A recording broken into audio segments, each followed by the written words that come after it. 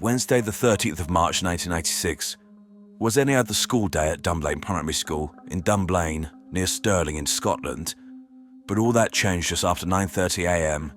when Thomas Hamilton, a 43-year-old paedophilic loner, walked into the school with 4 handguns and began firing. In less than 5 minutes, he murdered 17 people, including 16 children, with the oldest being 6 years old, in a case of mass murder which shocked the country and which has become known as the Dunblane Massacre. Welcome to Evil Among Us. Thomas Hamilton was born on the 10th of May 1952 in Glasgow, Scotland. He had a confusing childhood, with him finding out that his older sister Agnes was in fact his mother, and that the people he thought were his parents were in fact his grandparents, and that his real father had abandoned him when he was only 18 months old. How this affected Hamilton is unclear, but I think that it's reasonable to assume that it led to a lifelong mistrust of others and perpetual anger about his lot in life.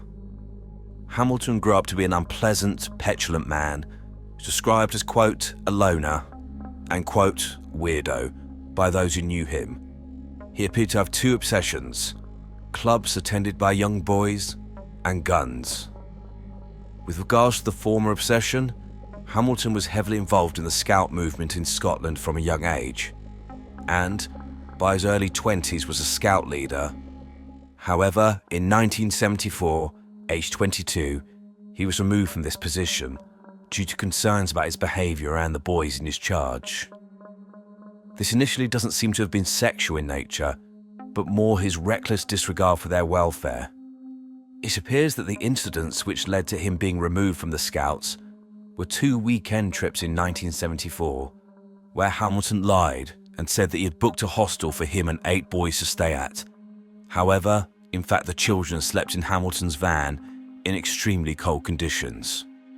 However, nothing was ever Hamilton's fault, and any time he was disciplined or removed from a position, he would gripe to the authorities, writing long letters to anyone who would listen about how hard done by he was.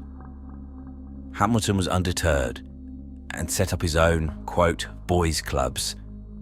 He would hire out halls at various schools in and around the Dunblane area for activities. Each club would see 50 to 70 boys attending. It was here that there were significant concerns about Hamilton's behaviour around these children, with him apparently telling the boys to take their shirts off, under the guise of wishing to observe their physical fitness levels. Hamilton would also run summer camps, where it's claimed that he would encourage the boys to walk around naked and rub suntan lotion into his body. Hamilton would also take pictures of the boys when they were bare-chested, and apparently made no attempts to hide his behaviour, with people who peered in the window of Hamilton's property noticing these pictures hung all over his wall. Whilst Hamilton was never prosecuted for any offences, police received at least 10 complaints about his behaviour towards these young boys and his attention towards them. Hamilton seemed obsessed with being around young male children, and so, as each one of his clubs was shut down due to concerns, he would simply ask another local authority for permission to set up somewhere else. Between 1981 and 1996, Thomas Hamilton ran at least 20 of these so-called boys' clubs. This behaviour, coupled with his possessing these pictures of children, leave me in no doubt that Thomas Hamilton was a paedophile who had a sexual interest in young male children. Hamilton was extremely litigious, and every time an allegation was made about him, he would begin bombarding councils and MPs with letters stating how everyone was slandering him and how unfairly he was being treated. However, remember, this is a man who's claiming that all accusations are malicious, but you could see pictures of shirtless boys on his wall if you went to his house. It's clear that Hamilton was a man who expected everything his way. He wanted to be around young boys for his own sexual gratification and would not accept anyone trying to stop him. He couldn't give a shit about the welfare of the children or the fact that parents were trying to protect their children. No, Thomas Hamilton believed he was entitled to act in any way he wanted. Clearly, he saw nothing wrong with his behaviour. behind closed doors, Hamilton was also a monster and a bully towards his own family members. It was revealed after the massacre that he would bully and abuse his aging grandfather, regularly shouting at him and urinating in his drinks, taking great pleasure in torturing the man. It appears that everyone in Hamilton's world was just there for him to use and abuse, and nothing was standing in his way. And there was one incident which epitomized how he dealt with people who challenged him. Specifically, in the early 90s, a mother of one of the children at his clubs had gone to the police to complain about his behaviour. Hamilton stopped outside the woman's house and confronted her, saying that he'd heard that she'd called him a pervert. Hamilton then pulled a gun from under his seat, pointed it at her, and said it was loaded. The Dunblane massacre led to a crackdown on the possession of handguns in the UK. But before this incident, certain handguns were legal to privately own, and Hamilton was obsessed with collecting and displaying his collection of firearms. 4 of these weapons he would use on the day of the murders. Hamilton would apparently talk to his guns, cooing over them as if they were children. I think guns represented power to Hamilton and made him feel less like a sad, little man. So, you had a recipe for disaster. You had a man who was obsessed with guns, had a perverted fascination with small children, and a persecution complex against a society that he saw was getting in the way of what he rightfully thought he was entitled to. In the years leading up to the massacre, Hamilton's complaints to everyone and anyone who would read them were becoming more frequent and unhinged, and it's clear he was becoming more angry and more unstable. Hamilton also appeared to be blaming the rumours about him, rather than his own behaviour, on his kitchen fitting business suffering. Word to the wise: if you want people to let you into their home to fit a kitchen, stop taking pictures of their children. In early 1996, Hamilton was again sending more deranged letters to various people, complaining about his apparent persecution, and it's in these communications that his specific disdain for Dunblane Primary School is revealed. In a letter written to a member of the local education authority in January 1996, Hamilton wrote, quote, "At Dunblane Primary School, where teachers have contaminated all the older boys with this poison, even former cleaners and dinner ladies have been told by teachers at the school that I am a pervert. There have been reports at many schools of our boys being rounded up by staff, and even warnings given to entire schools by head teachers during assembly." One of his last letters, sent on March 7th, 1996, just 6 days before the massacre, was sent to Queen Elizabeth, with Hamilton again moaning about how persecuted he was. The letter concludes with the following paragraphs, quote, "I've been involved with the organisation of boys' sports clubs for over 20 years, and the rumours circulated by officials of the Scout Association have now reached epidemic proportions across Central Region. As well as my personal distress and loss of public standing, this situation has also resulted in loss of my business and ability to earn a living. Indeed, I cannot even walk the streets for fear of embarrassing ridicule. All of this and more has been caused by the maladministration of the Scout Association and their denial of natural justice and duty of care. To some Scout officials, it was simply a ruse to oust a rival group. I turn to you as a last resort and am appealing for some sort of intervention in the hope that I may be able to regain my self-esteem in society. I am your obedient servant, Thomas W. Hamilton." I'm not sure what's more delusional, the fact that Hamilton couldn't see any issue with his behaviour and thought it was just a way for them to get rid of a, quote, rival, or the fact that he thought that he was that important that Queen Elizabeth would intervene. However, aside from writing letters, evidence was uncovered after the massacre which indicated that Hamilton may have been planning his crimes for 2 years before he acted.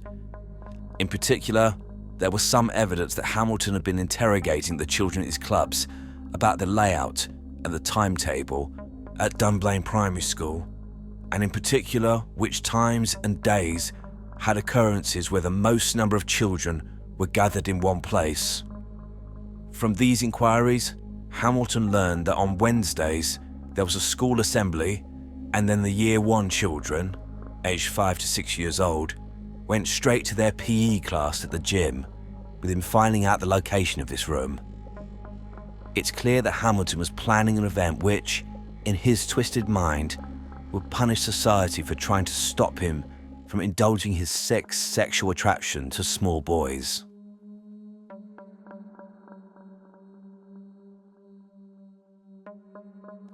At 8:40 a.m. on the 16th of March 1996, Thomas Hamilton was seen scraping ice off his van. This was the last sighting of him prior to his rampage. Hamilton then loaded the van with 4 handguns, including 2 9mm Browning HP pistols and 2 .357 Magnum revolvers. He also brought with him 743 rounds of ammunition and ear protectors.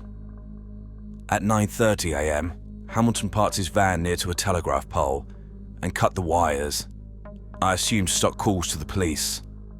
He then armed himself and walked around to the front of the school. This map showed his route. It's clear that he knew exactly where he was going, with his ultimate destination being the gym at the back of the school.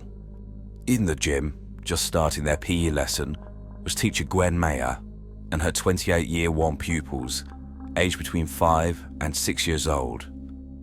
Also in the room were PE teacher Eileen Harold and Mary Blake, a teaching assistant. When Hamilton reached the gym, he began to fire rapidly and randomly aiming at anything that moved. Eileen Harold and Mary Blake were both shot, but they survived and managed to barricade themselves in a store cupboard with several wounded children. Gwen Mayer was shot and killed instantly whilst trying to protect the children.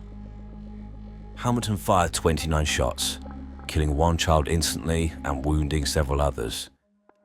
He then fired another 14 shots before approaching wounded children and firing 16 point-blank shots into them. An 11-year-old pupil was walking around the outside of the gym when he heard screaming and loud bangs. The child looked in and Hamilton fired at him, missing him, but the child was injured with flying glass before he ran away. Hamilton then fired 24 shots in various directions, including targeting people who were walking or running past. Hamilton then left the gym and fired another 4 rounds towards the library, hitting and injuring another member of staff. Hamilton was standing in an area surrounded by classrooms, and he fired 9 bullets into a room of 11-year-olds who were cowering on the floor with their teacher. 1 bullet hit a chair where a child had been sitting just seconds before. Hamilton then walked back into the gym, took out one of the revolvers he was carrying, put it in his mouth, and pulled the trigger, killing himself instantly. The massacre lasted between 3 to 4 minutes, during which time Hamilton had fired approximately 100 rounds of ammunition, which killed 1 adult and 15 children instantly, with a further one dying on the way to hospital. He also injured 15 others, the majority of these being children. Emergency services were on the scene quickly, and those who could be saved were rushed to hospital. The news spread quickly, and terrified parents descended on Dunblane Primary School, hoping that their children were not amongst the dead. I cannot imagine the horror that the emergency services must have witnessed on that day, and the devastation of the parents of these children, who had likely only seen them an hour before, and were having to come to terms with the fact that their angels had been murdered in a place they should have felt completely safe.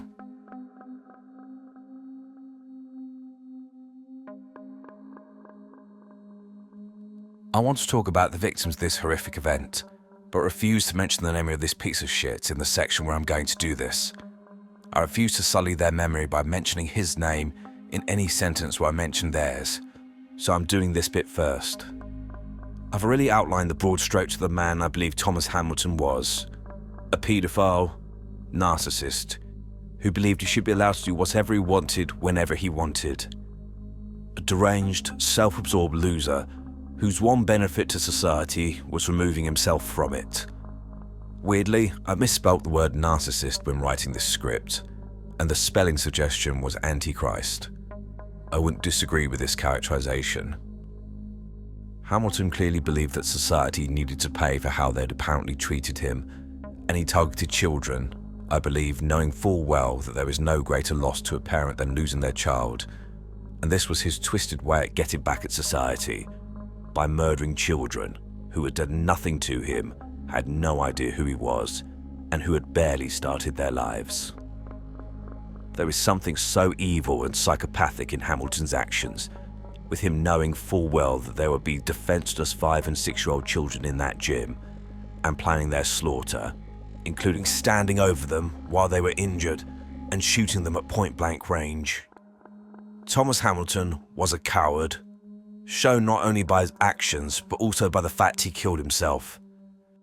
This seems to be the eventual actions of most mass shooters, and I believe it's the ultimate fuck you to society. It's them saying, look at what I've done, and now I'm going to leave you without any answers and no peace. I go out on my terms. The truth is, these cowards are too weak to take responsibility for their actions, knowing they could not justify the unjustifiable and would rot in prison, reviled by society. I'm not overly religious, but for Hamilton, I hope there is a hell, and he will be tormented for the rest of eternity. Please feel free to give me your thoughts on the mind and motivations of Thomas Hamilton.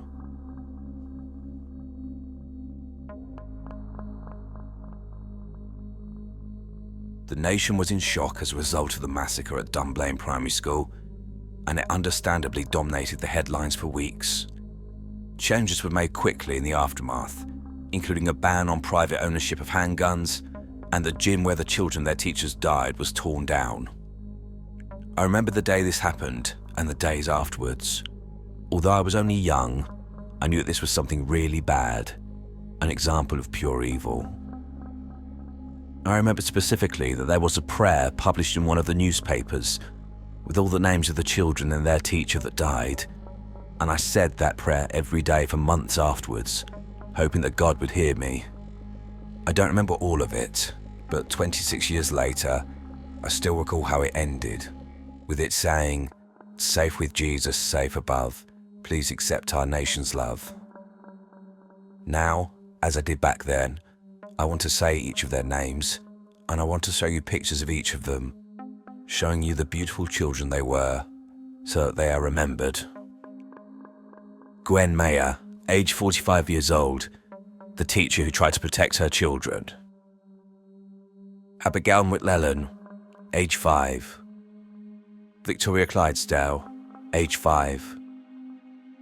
Sophie North, age 5. Ross Irvine, aged 5. Mari McBeath, aged 5. Melissa Curry, aged 5. Megan Turner, aged 5. Kevin Hassel, aged 5. John Petrie, aged 5. Joanna Ross, aged 5. Hannah Scott, aged 5. Emma Crozier, aged 5. Emily Morton, aged 5. David Kerr, aged 5. Charlotte Dunn, aged 5. Brett McKinnon, aged 6 years old. This is a well-known case, but I wanted to cover it, as Richard Huckle was, in my opinion, pure evil. He was a man who likely raped and abused over 200 children, including babies, in East Asia between 2006 and 2014, with him videoing his horrific crimes and bragging about his behaviour online to other sick individuals. The scale of his offending is absolutely horrific.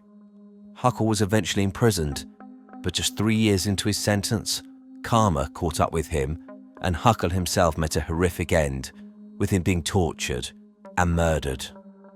The life and death of Richard Huckle is both horrific and fascinating. Welcome to Evil Among Us. Richard Huckle was born on the 14th of May 1986 in Ashford, in Kent in the UK. There are no reports of issues in Huckle's childhood in terms of abuse or neglect, but it appears that he was described as a quiet individual and a quote, bit of a loner by people who knew him, but generally he was considered to be inoffensive. However, as I've covered on many occasions, pure evil doesn't wear a sign. These people don't have horns, they look perfectly ordinary. At the age of 16, Huckle took part in a month-long expedition to visit a school in Namibia, South Africa. He then returned to the UK and planned to take his gap year in East Asia.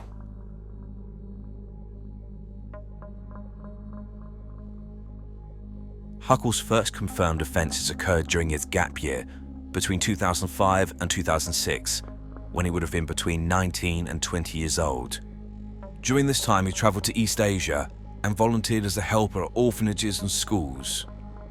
In March 2006, Huckle kidnapped and raped 2 sisters, aged 4 and 6, while he was in Cambodia. Later that same year, Huckle moved to Malaysia and raped at least 1 child, a 5-year-old girl, and this was a victim that he'd repeatedly target for the next 7 years until she was 12 years old.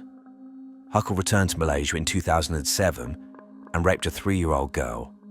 He again repeatedly victimized this child over the years until she was 10 years old. In between trips to Malaysia, Huckle would return to the UK and complete qualifications to help him gain access to children, including a certificate to enable him to teach English as a second language. Huckle also presented himself as a freelance photographer, so he could go freely to orphanages and schools, as well as impoverished communities, in order to, he claimed, raise awareness of the plight of the children and to promote the organisations that taught and housed them. Huckle would, over the years, switch between his different personas as the situation necessitated in order to gain access to children. He would present himself as a photographer to gain access to orphanages, or claim he was an English teacher in order to gain access to children in schools, or to gain access to people's homes. In 2011, Huckle moved permanently to Kuala Lumpur, Malaysia, and it appears that his relocation allowed him to commit to his paedophilia on a full-time basis.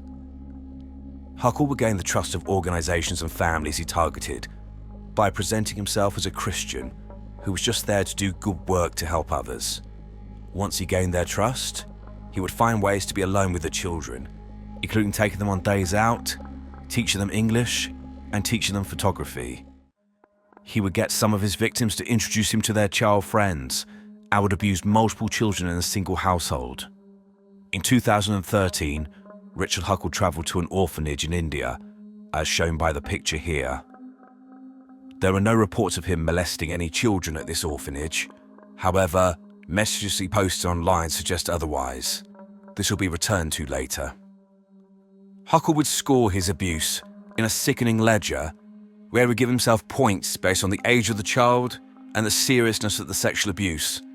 It was from this scorecard that investigators put his total number of victims between 2006 and 2014 at between 191 and in excess of 200 children. Huckle would film many of his assaults, including one where he raped a baby, estimated to be 6 months old, who was seen wearing a nappy in the video. Huckle would rape and abuse children anywhere between the ages of approximately 6 months up until 12 years old, although the majority of his victims appear to have been between 4 and 10 years old. As well as acts of sexual violence, Huckle would also film himself degrading his victims, including urinating on the children. Huckle would also get the children to pose for him so he could take indecent photographs. In total, 20,000 images and films of Huckle's abuse were recovered from his electronic devices, but this was only what authorities could access.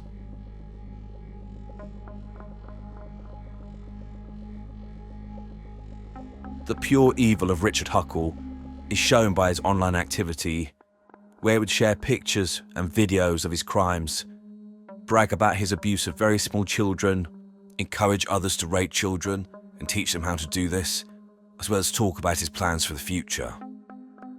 Huckle would make his sickening posts on an encrypted network called, quote, the Love Zone, where he would talk openly, with pride, about his offences.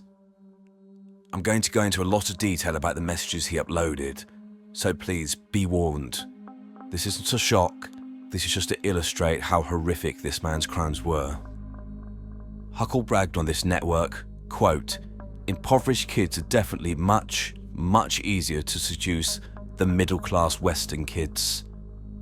Huckle wrote that he had, quote, "fallen in love with South Asia," and wrote, quote, "I've gotten particularly close with one family, whom I've known about 6 years.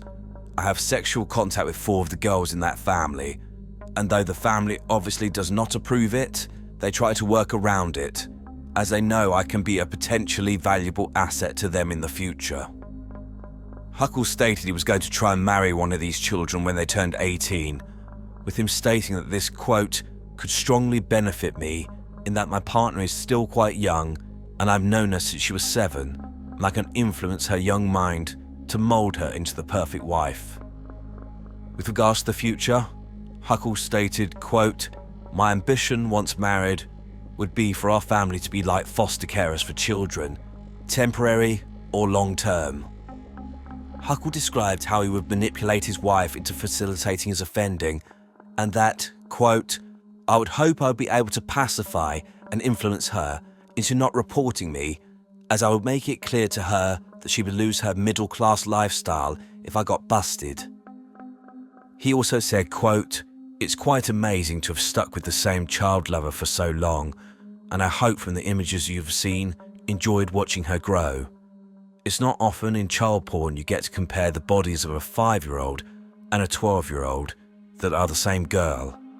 I'm sure I'll have plenty more sex with her in the future." This appears to relate to the victim they abused for 7 years, starting in 2006.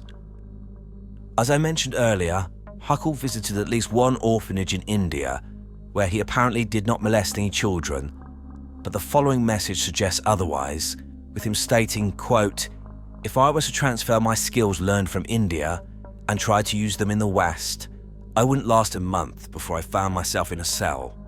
My freedom relies on the hush mentality of the locals on this type of thing." Huckle would also encourage others to abuse children and offer to guide them in how to do this. Huckle criticised paedophile manuals created by others, i.e. a guide on how to abuse children, and he wrote his own, called, quote, "Paedophiles and Poverty, Child Lover Guide." In one part of this 60-page manual, he said, quote, "I'd hit the jackpot. A 3-year-old girl as loyal to me as my dog, and nobody seemed to care." He would circulate drafts of this manuscript to other paedophiles around the world. Huckle also tried to profit off his crimes by selling the videos of him raping children on a website called, quote, "Pedofunding," where he would try to exchange this material for Bitcoin. Police were able to determine at least one video that he tried to sell involved him raping a 3-year-old girl. Instead of reading out the last few messages, I'll put them on screen for you to read yourselves.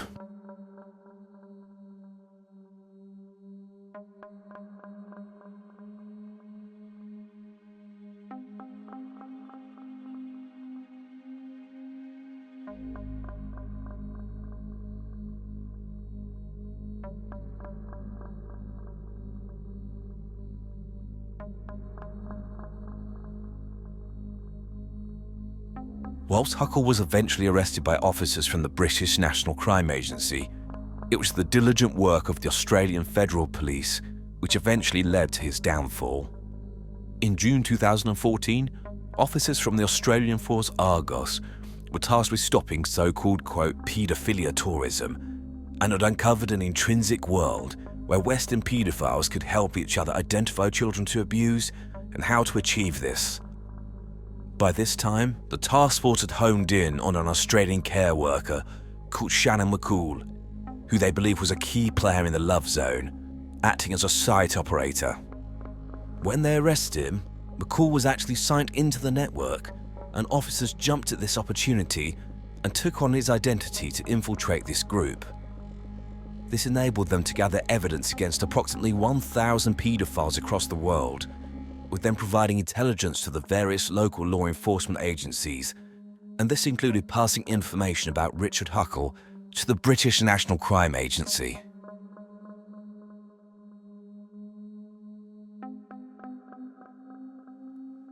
On the 19th of December 2014, Huckle flew back to London Gatwick Airport from Malaysia, intending to spend Christmas with his family. Officers for the National Crime Agency were waiting for him and arrested him. They questioned Huckle, that he was uncooperative.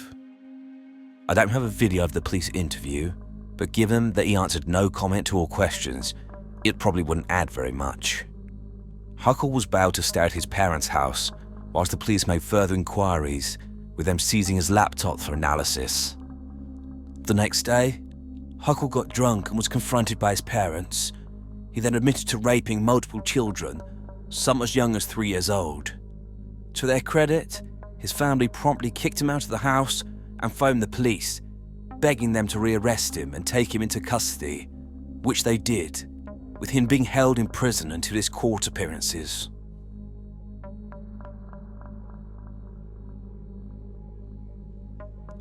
The investigation into Richard Huckle was extensive, with officers having to watch and categorize all of the material on his computer.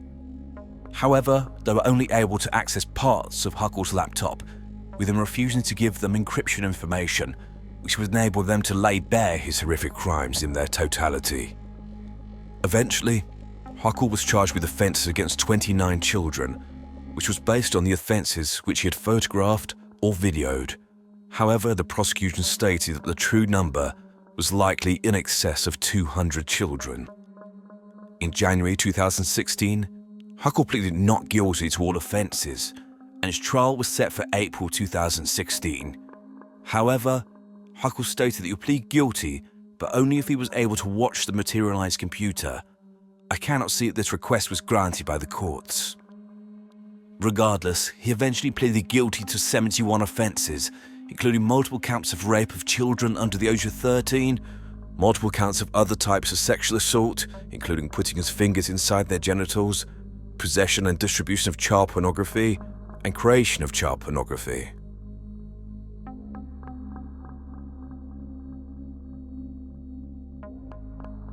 Richard Huckle's sentence was set to occur between the 1st of June 2016 until the 3rd of June 2016 at the Old Bailey in London, with the court needing almost 2 days simply to go through all of the offences he committed. During these hearings, Huckle's lawyer read out a statement from him where he tried to blame his crimes on his immaturity.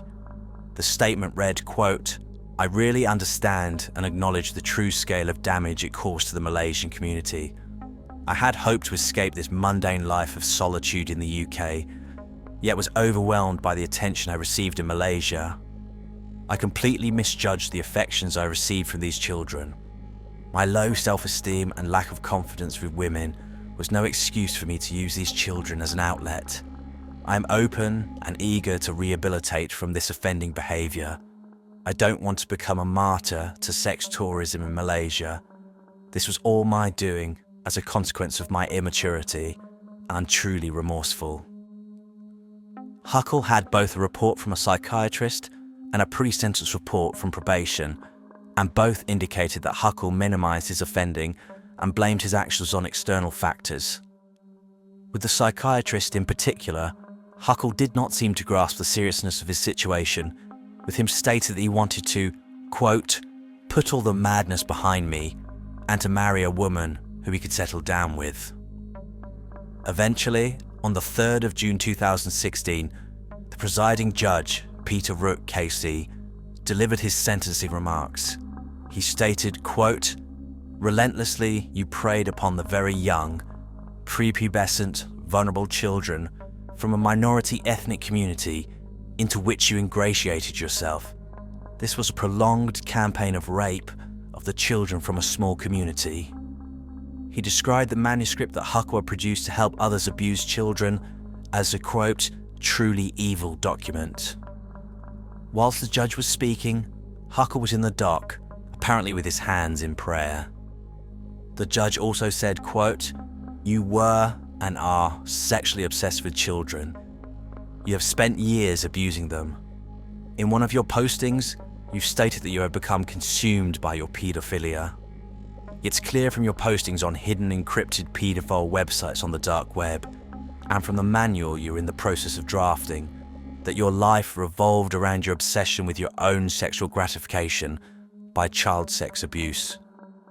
It's also clear that, had you not been arrested, you plan to continue the same lifestyle using the expertise that you were keen to show off to and share with other abusers, so as to continue your sexual exploitation of the children of such communities. You even spoke of embarking on a sham marriage to give you access to foster children. The judge then sentenced him. Richard Huckle was sentenced to life imprisonment with a minimum tariff of 23 years before he could apply for parole. The sentence was considered unduly lenient by many, with many questioning why Huckle was not being sent to prison for the rest of his life. However, little did everyone know, he actually was.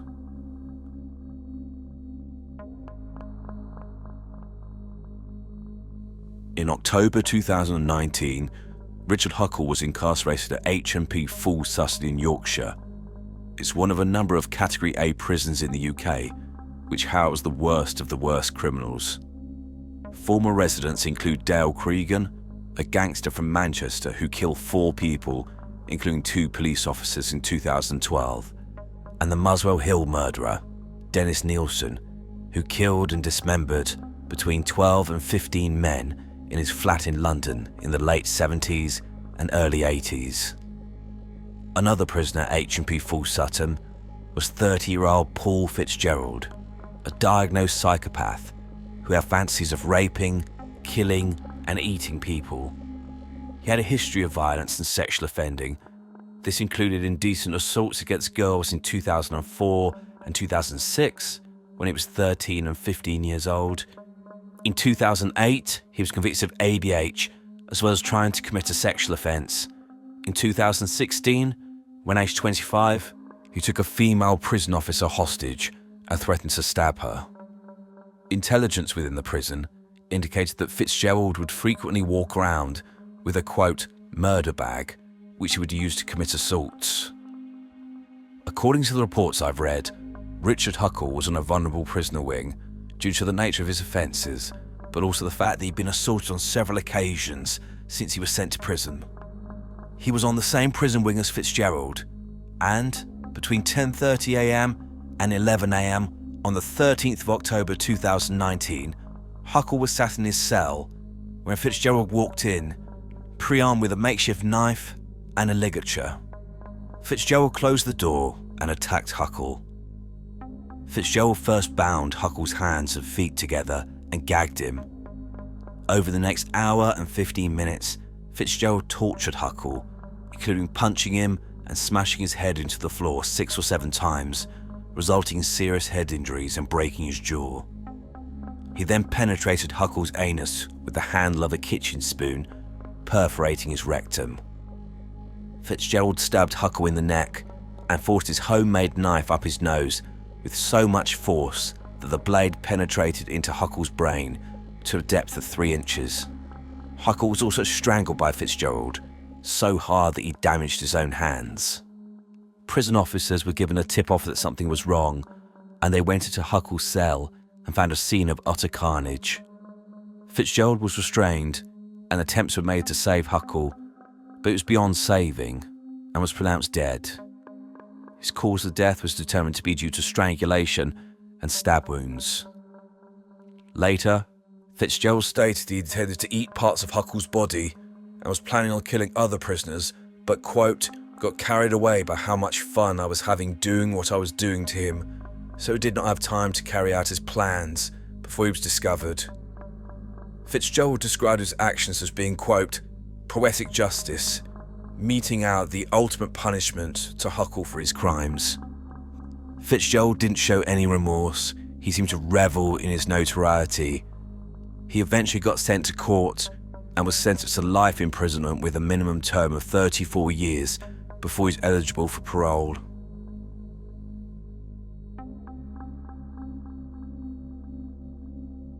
So, that's the life, crimes and death of Richard Huckle. I now want to look at a profile of him. This is going to be quite long, but I think it needs to be, because of how evil this man was. So, where to start with Richard Huckle? I use the term evil in a lot of my videos, but in my opinion, he is at the top end of the scale of evil. Murder is horrific, but I think there's something so profoundly damaging and monstrous about those who sexually abuse children. It takes their natural trust in adults and destroys it. I've never met anyone who was sexually abused as a child who does not bear the scars of this violation. These people often have low or even no self-esteem, PTSD and other mental health issues with alcohol and drugs, significant problems in their intimate relationships, including difficulties with intimacy, and commonly going from abusive relationship to abusive relationship with them believing that's all they deserve. This type of abuse destroys lives, and given the nature of the victim in the case of Huckle, it could lead to 50, 60, 70 years of suffering. This is what Richard Huckle created for each and every one of the children, all to get his sick kicks and to gain the approval of other deviant predators he was connected to online. In terms of a little bit of a template, child sex offenders often have difficulties with their social skills, which means they struggle to form connections with people their own age, including intimate partnerships with adult women. They target children because the power disparity makes them feel better about their pathetic lives.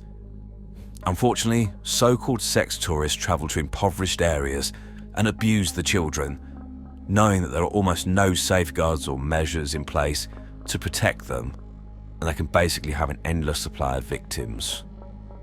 I think that Huckle likely began viewing child pornography at a very young age, and when he went to Namibia as a teenager, a country where almost half of the population live in poverty, he saw how easily he could get access to children in disadvantaged areas, and then he likely came back to the UK and fantasized about how easily he could rape children in these places and looked for opportunities overseas to do this. It's clear that Huckle was proud of his behaviour and wanted to guide others, and he made a name for himself amongst those who victimised and abused children. These are the worst types of people in the world, but to Huckle, they were his acolytes.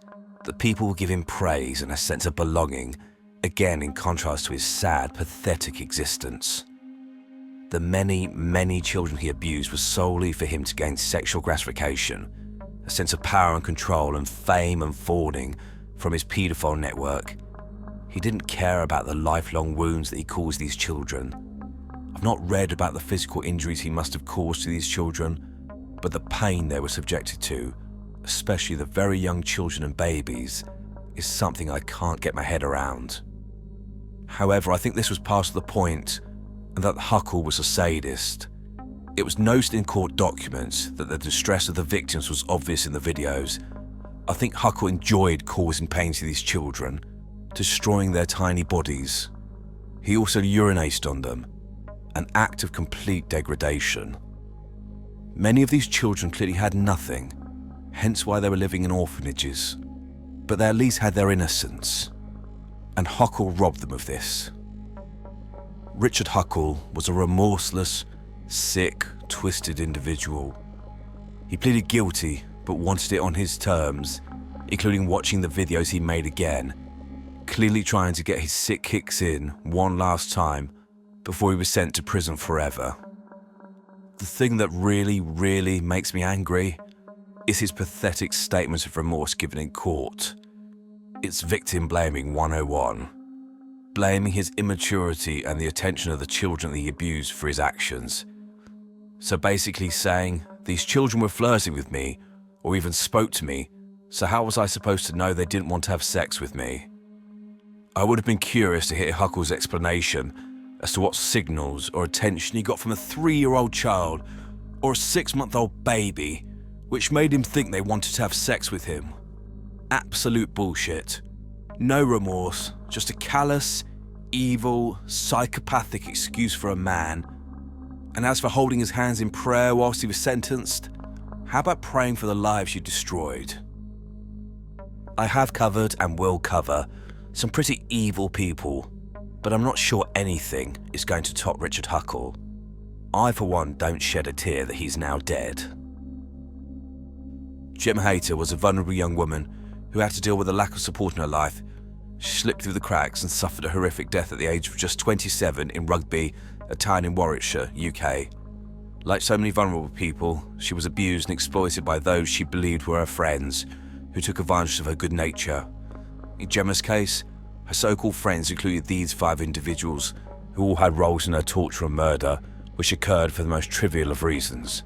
This is a heartbreaking and tragic case. Welcome to Evil Among Us. Gemma Hayter was born in 1983, the youngest in a family with 2 older siblings. Gemma had a number of lifelong health and developmental issues. She was diagnosed with having a learning disability when she was a child and potentially was also autistic. Gemma struggled at school and received support when she was at primary school, but then transferred to a special school for a secondary education. Throughout Gemma's childhood, her mother, Sue Prince, consistently raised concerns related to her difficulties and begged social services for support. However, she was repeatedly turned away and ignored. Like all of us, Gemma just wanted to be accepted and make friends, but she struggled to do this, and unfortunately began hanging around with people who did not have her best interests at heart.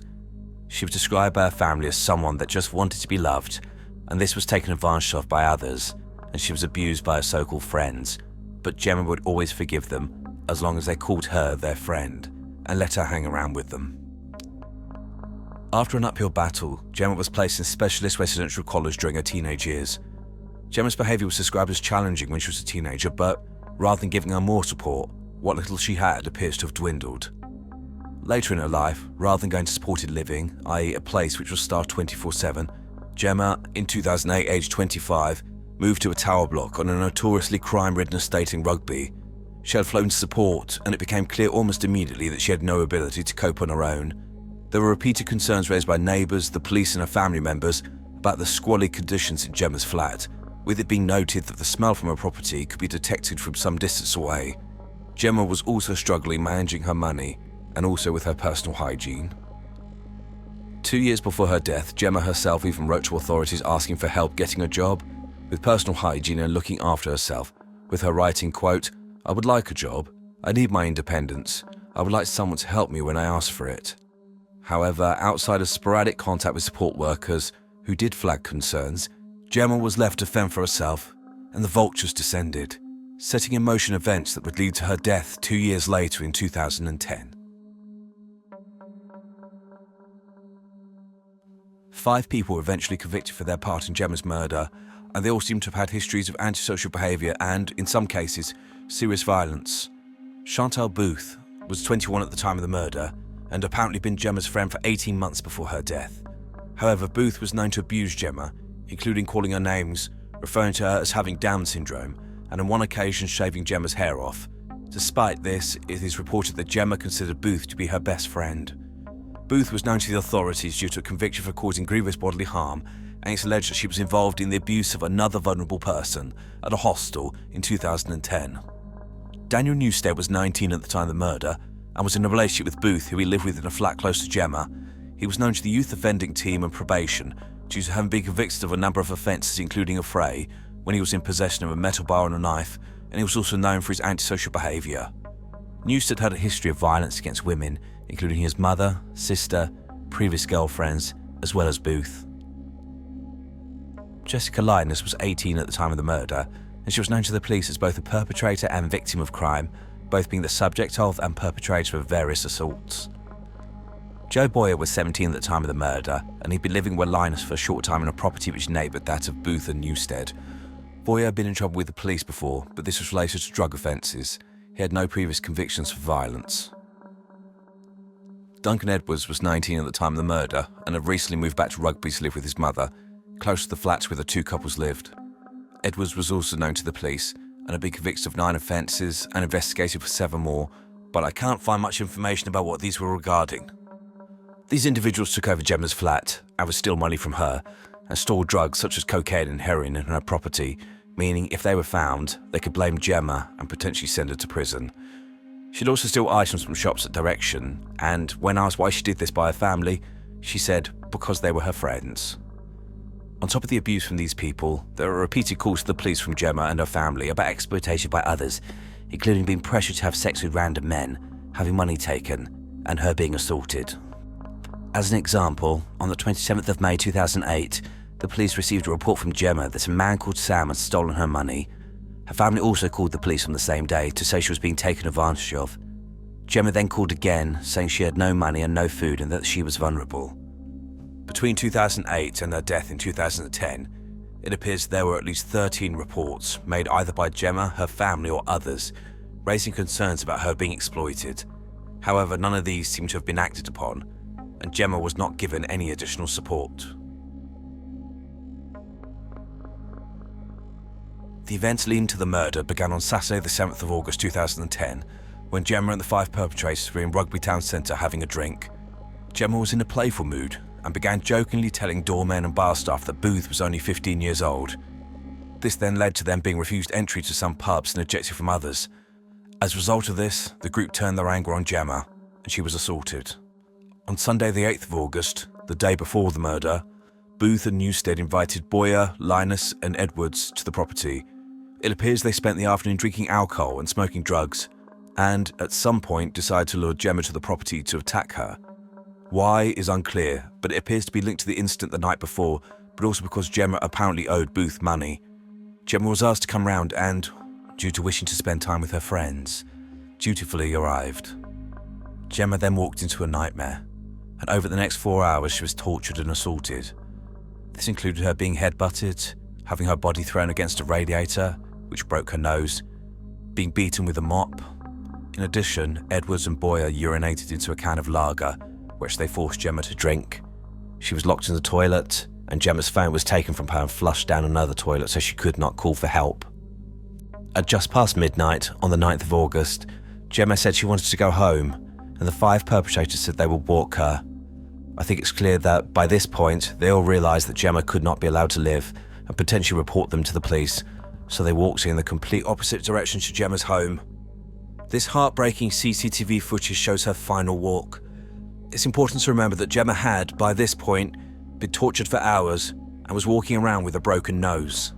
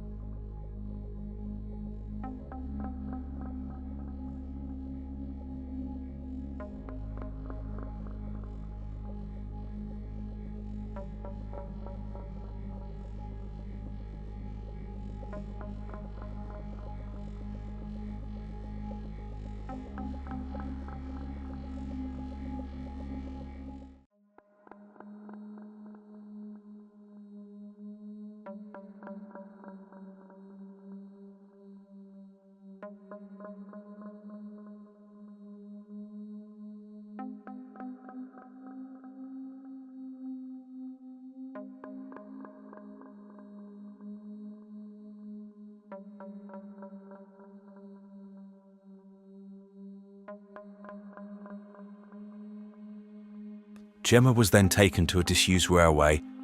The group then put a bag over her head, stabbed her once in the back and stamped on her head, leaving the distinct outline of a footprint on her body. They then stripped her naked and left her lying face down, taking her clothes and trying to set them alight. They then ran off, leaving her dying. Lying face down unconscious with a bag on her head, Gemma eventually drowned in her own blood that was pouring out of her nose. Gemma's badly beaten body was discovered the next day by a jogger, and an examination showed that she had approximately 50 injuries to her body, including a stab wound, grazes, cuts and bruises, as well as her broken nose. A murder investigation was started, and it didn't take long for all 5 offenders to be arrested. The next clip shows Sue Prince, Gemma's mother, returning to the scene of her daughter's murder. This is where Gemma died, here. A horrible place to lose your life in the middle of the night, you know? It broke my heart. All I could think was, why? Why would you do something like that? She had learning difficulties, she was very vulnerable. Even though they did that to her, I'm quite sure that if she survived it, she'd have forgiven them.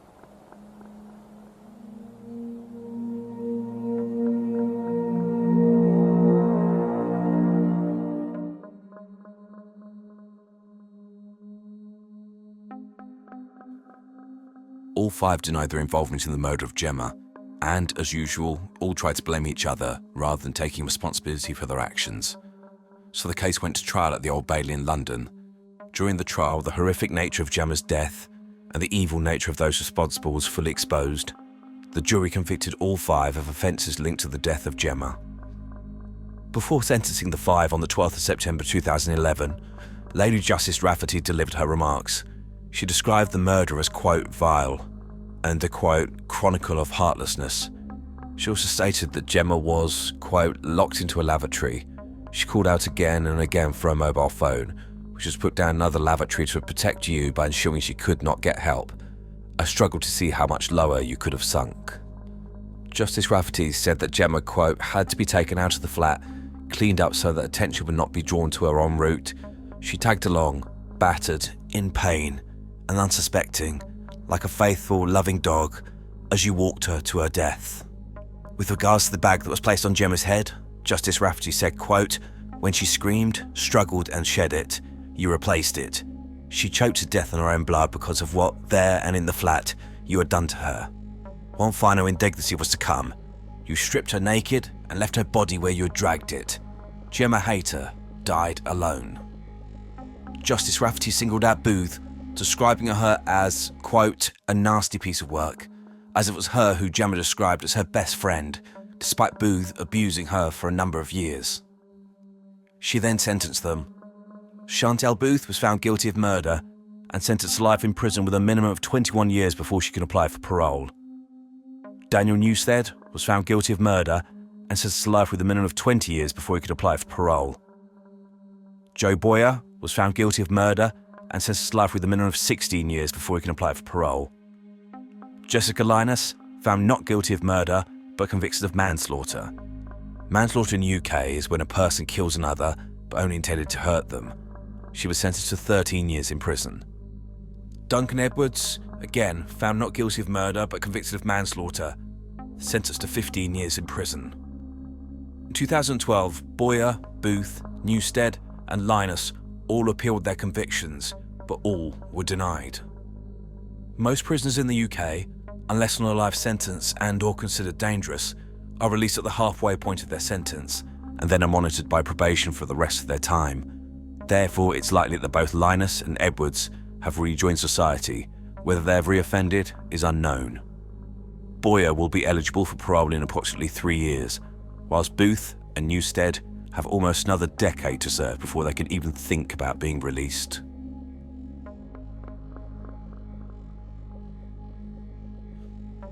Gemma Hayter was a vulnerable young woman who was failed by the system.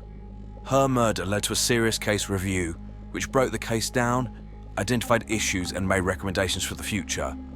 The final report identified a lack of working between various agencies involved in Gemma's case, with each having a piece of the puzzle, but no one was working together to give Gemma the protection and support she needed and deserved. The recommendation from this report included more holistic risk management across agencies and lower thresholds for people being referred into support services.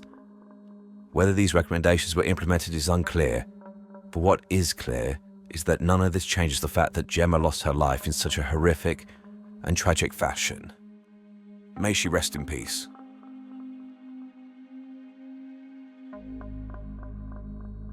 So, I've already spoken about group dynamics and offending in a previous video, so I wanted to focus on something else.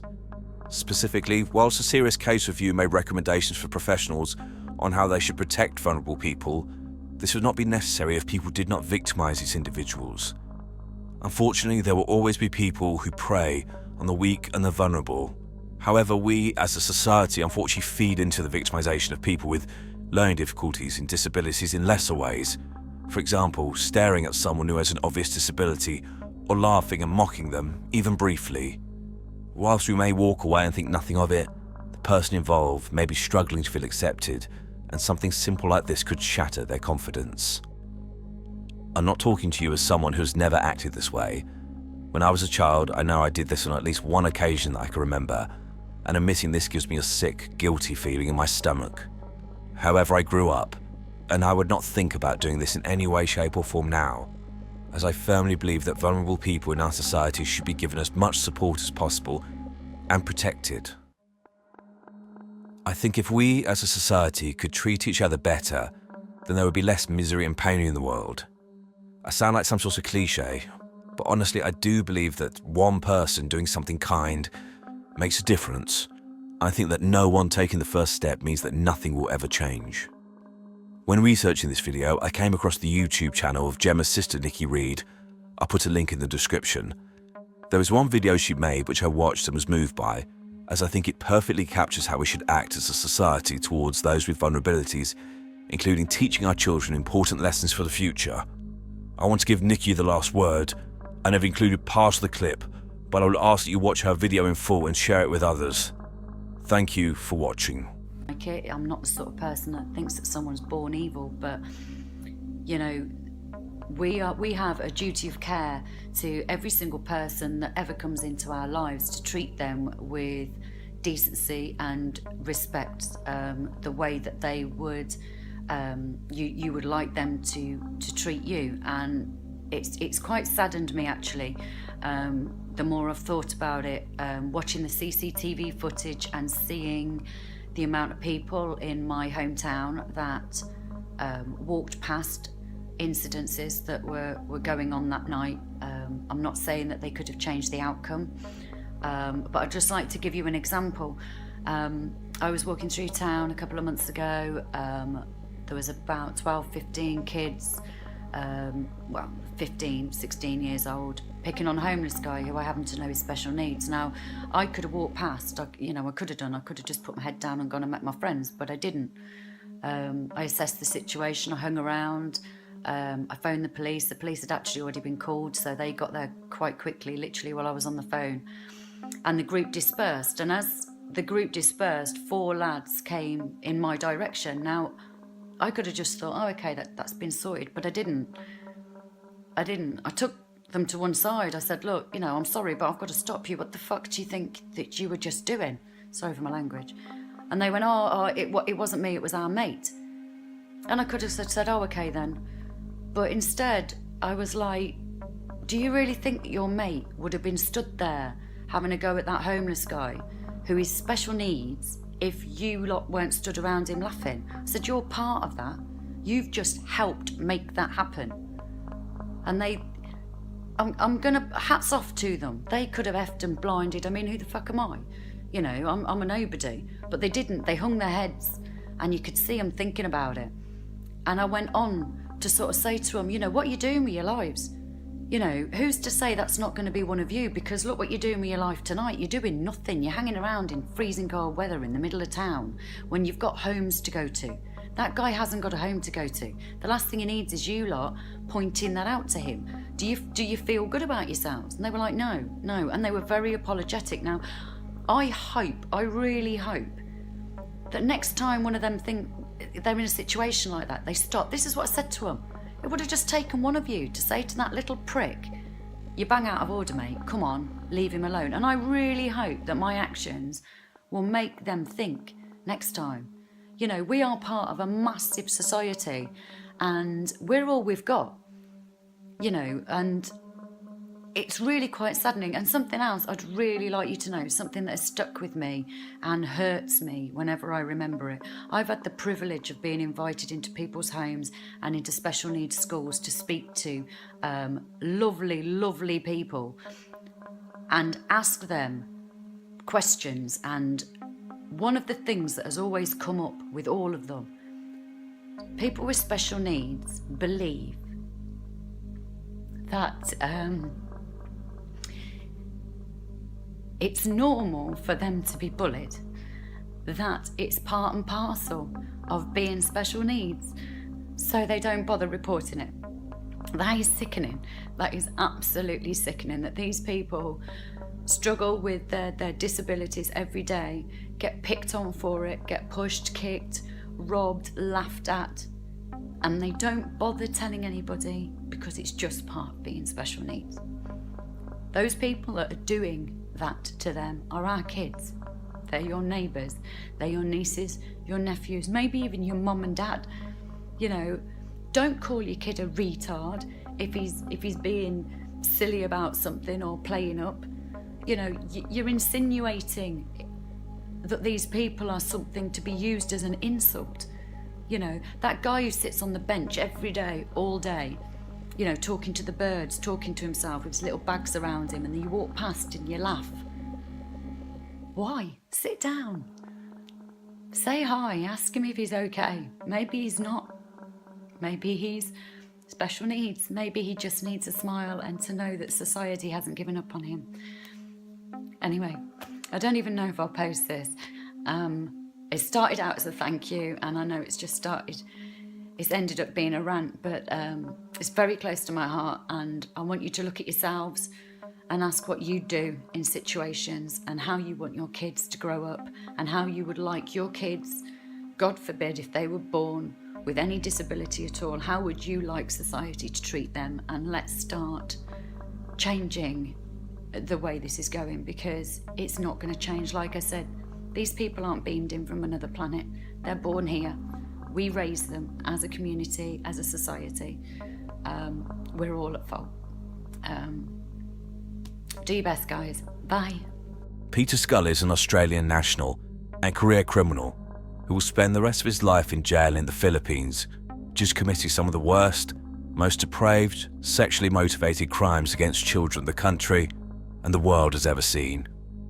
He is a man without remorse, a monster who abused and tortured children for his own sick sexual pleasure. He filmed and sold videos of his horrific crimes for his own profit. The things this man did almost defy belief. Welcome to Evil Among Us. Peter Gerald Scully was born on the 13th of January 1963 in Melbourne, Australia. I've not been able to find any real information about Scully's childhood or upbringing, but outwardly, he appears to have lived an ordinary life, to a point. Clearly, he was an expert at wearing masks during his life. Scully married and had 2 children, and the family lived in Naree Warren, a suburb of Melbourne.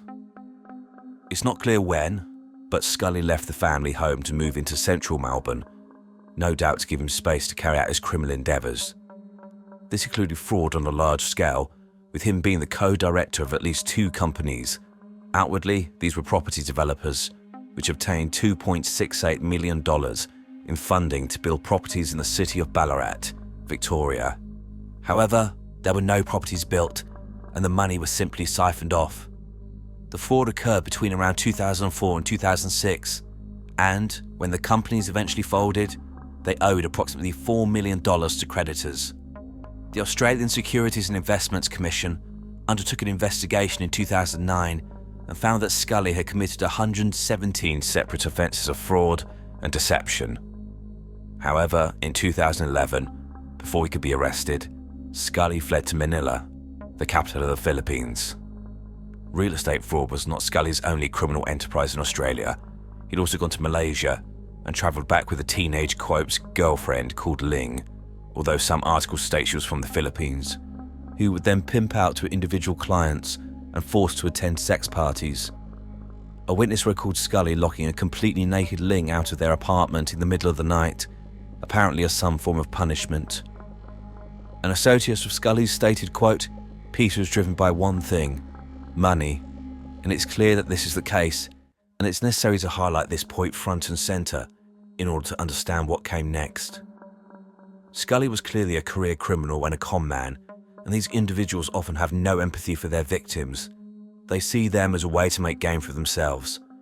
It seems Scully focused on two areas he knew would reap the most rewards: promises of massive gains from property developments and sex, with him willing to use and abuse anyone in any way in order to exploit these opportunities to make as much money as possible.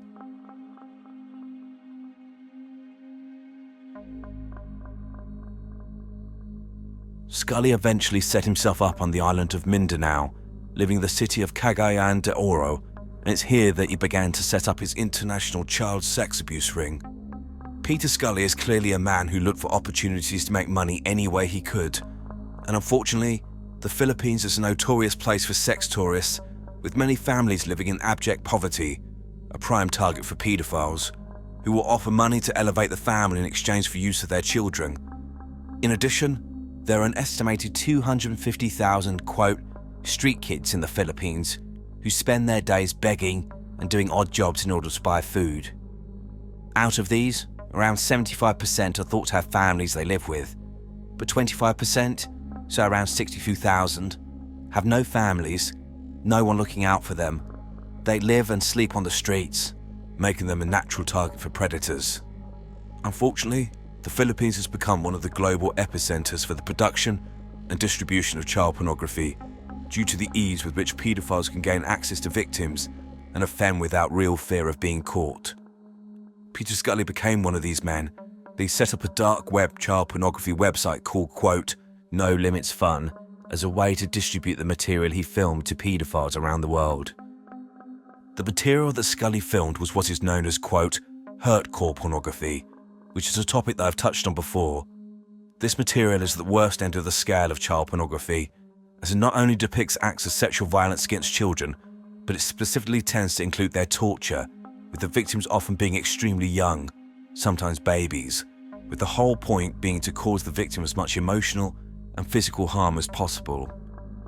As well as creating this material to sell, Scully would livestream himself raping and abusing children, taking requests of acts he should perform from his sick website members.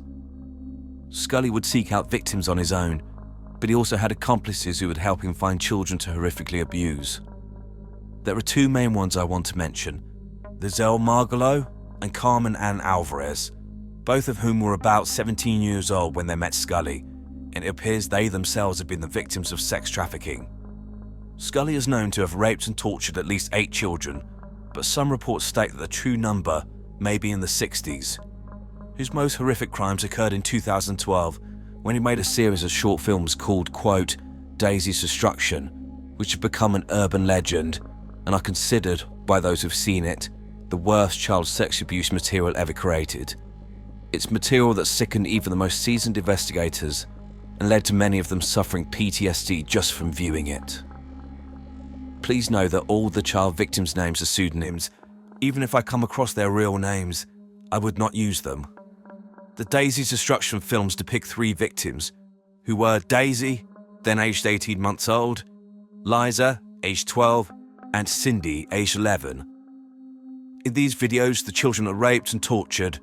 The most horrific behaviour is reserved for Daisy, who is filmed hung upside down, where she is beaten, burnt, and tortured, including being burnt with hot wax, all while screaming for help. Lizelle Margolo is seen wearing a mask in these videos, inflicting horrific physical abuse on the children. The title card on one of the parts, which specifically focuses on the abuse of Daisy, apparently reads, quote, Come see a child's mental ruin, her innocence lost, used as a tool. She'll learn to please her mistress. Her body will be ravaged, her dignity stolen. Later, the police would track down Daisy, who had suffered severe physical and emotional damage as a result of her abuse as a baby, as well as Liza, who was also similarly destroyed by the experience. However, the child known as Cindy could not be found.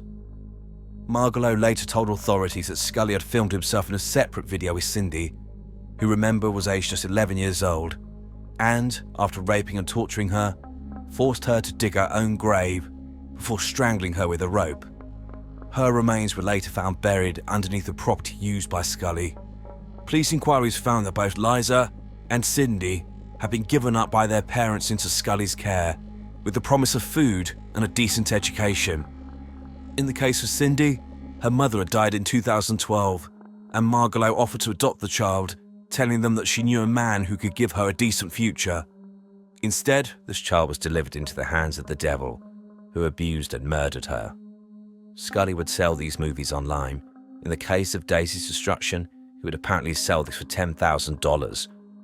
Scully raped and tortured other children, including a 5-year-old, and both Lizelle Margalo and Carmen Alvarez were involved in the abuse of these children, specifically their torture.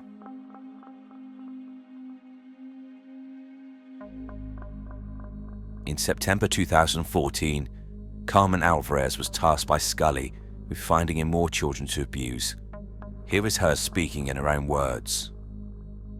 He said to me, "Can we adopt some street kids?" And I said, "I don't know, I don't think so.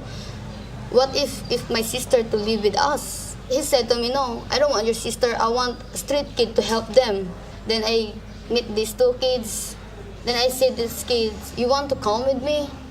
And then the kids say, "Yes." So you asked them to come home with you? Yeah. Because Peter wanted 2 girls? Yeah.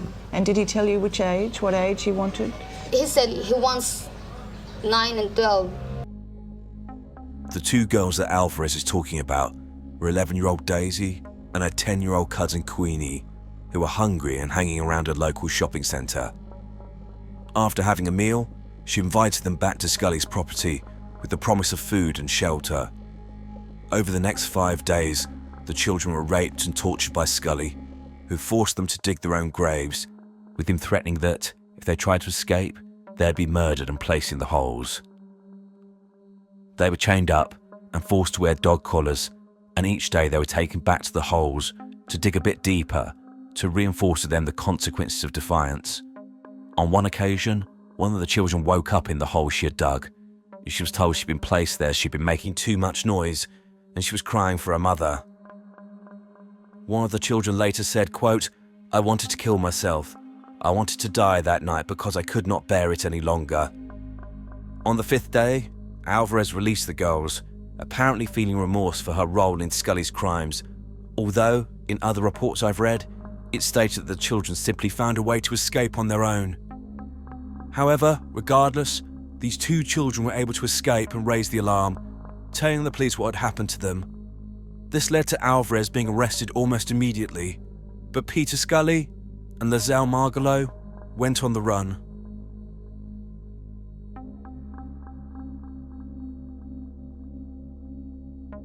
On the 20th of February 2015, Peter Scully was tracked down to Balay City in the Philippines and arrested on charges related to the rape and torture of the 2 cousins in September 2014.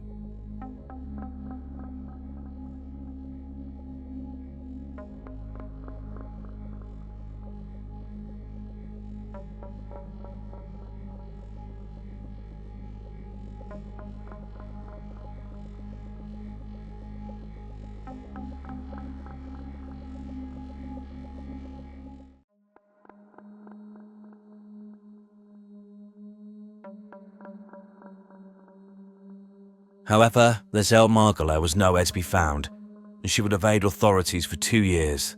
She spent this time apparently living in luxury, using the false name Shannon Carpio, with her presenting herself as the wife of a French software millionaire. She lived in a palatial condominium in the affluent Cebu city. Instead of keeping her head down, she could not help but show off her life, posting vain pictures of herself in revealing clothes online. Margalo would spend lavishly, spending money on designer clothes and luxury meals, telling her friends the money came from her rich husband. Instead, it's believed that she continued to organise the rape of more children, recruiting others to commit these offences, filming these acts and selling them online, possibly at the direction of Scully from prison. How she was eventually caught is unclear, but after 2 years on the run, Margalo was arrested and sent to prison to await her fate.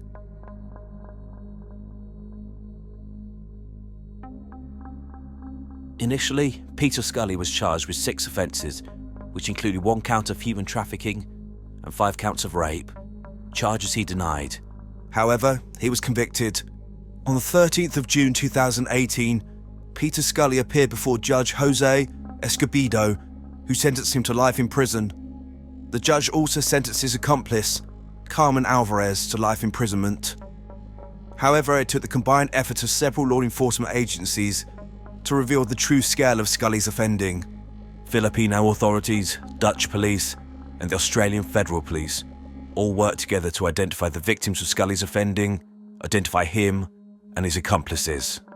Part of this involved looking at details which were filmed in order to link them to locations where the abuse had occurred and subsequently to Scully, but this took some time, so it wasn't until 2022 the answer to the other 60 charges which had now been brought against him, including multiple counts of child abuse, human trafficking, rape, and syndicating child pornography.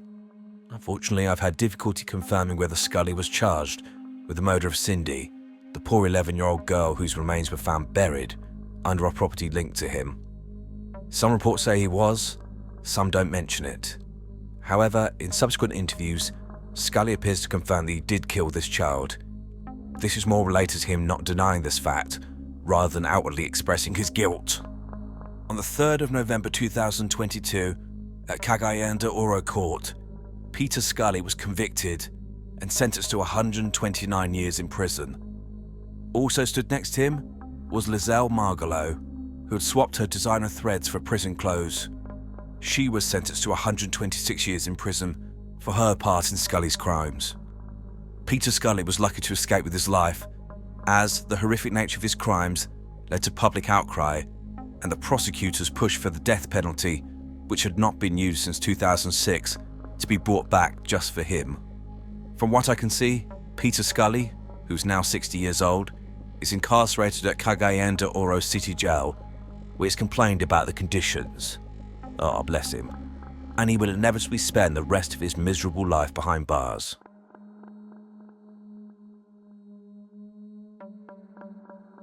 Before speaking about Peter Scully, I want to introduce some clips from an interview with him in 2015.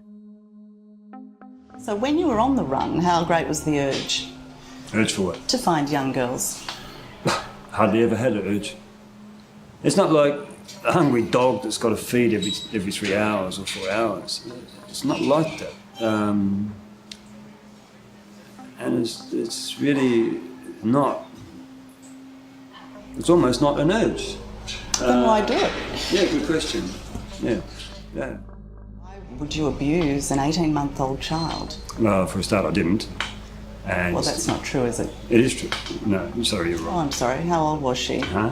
How old was she, Peter? You are confusing different things. I don't want to get into that. How old was she? Huh? How old was she? I don't want to get into any of that yet. Right, okay. Whether that child was 18 months, 2 years, 3 years, or perhaps we're mixing it up with a 9-year-old child or an 11-year-old girl, 12-year-old girl. You've done it to all of them, haven't you? All right, I will go back to this now. No comment. What is it about you, Peter, that hates children and women so much?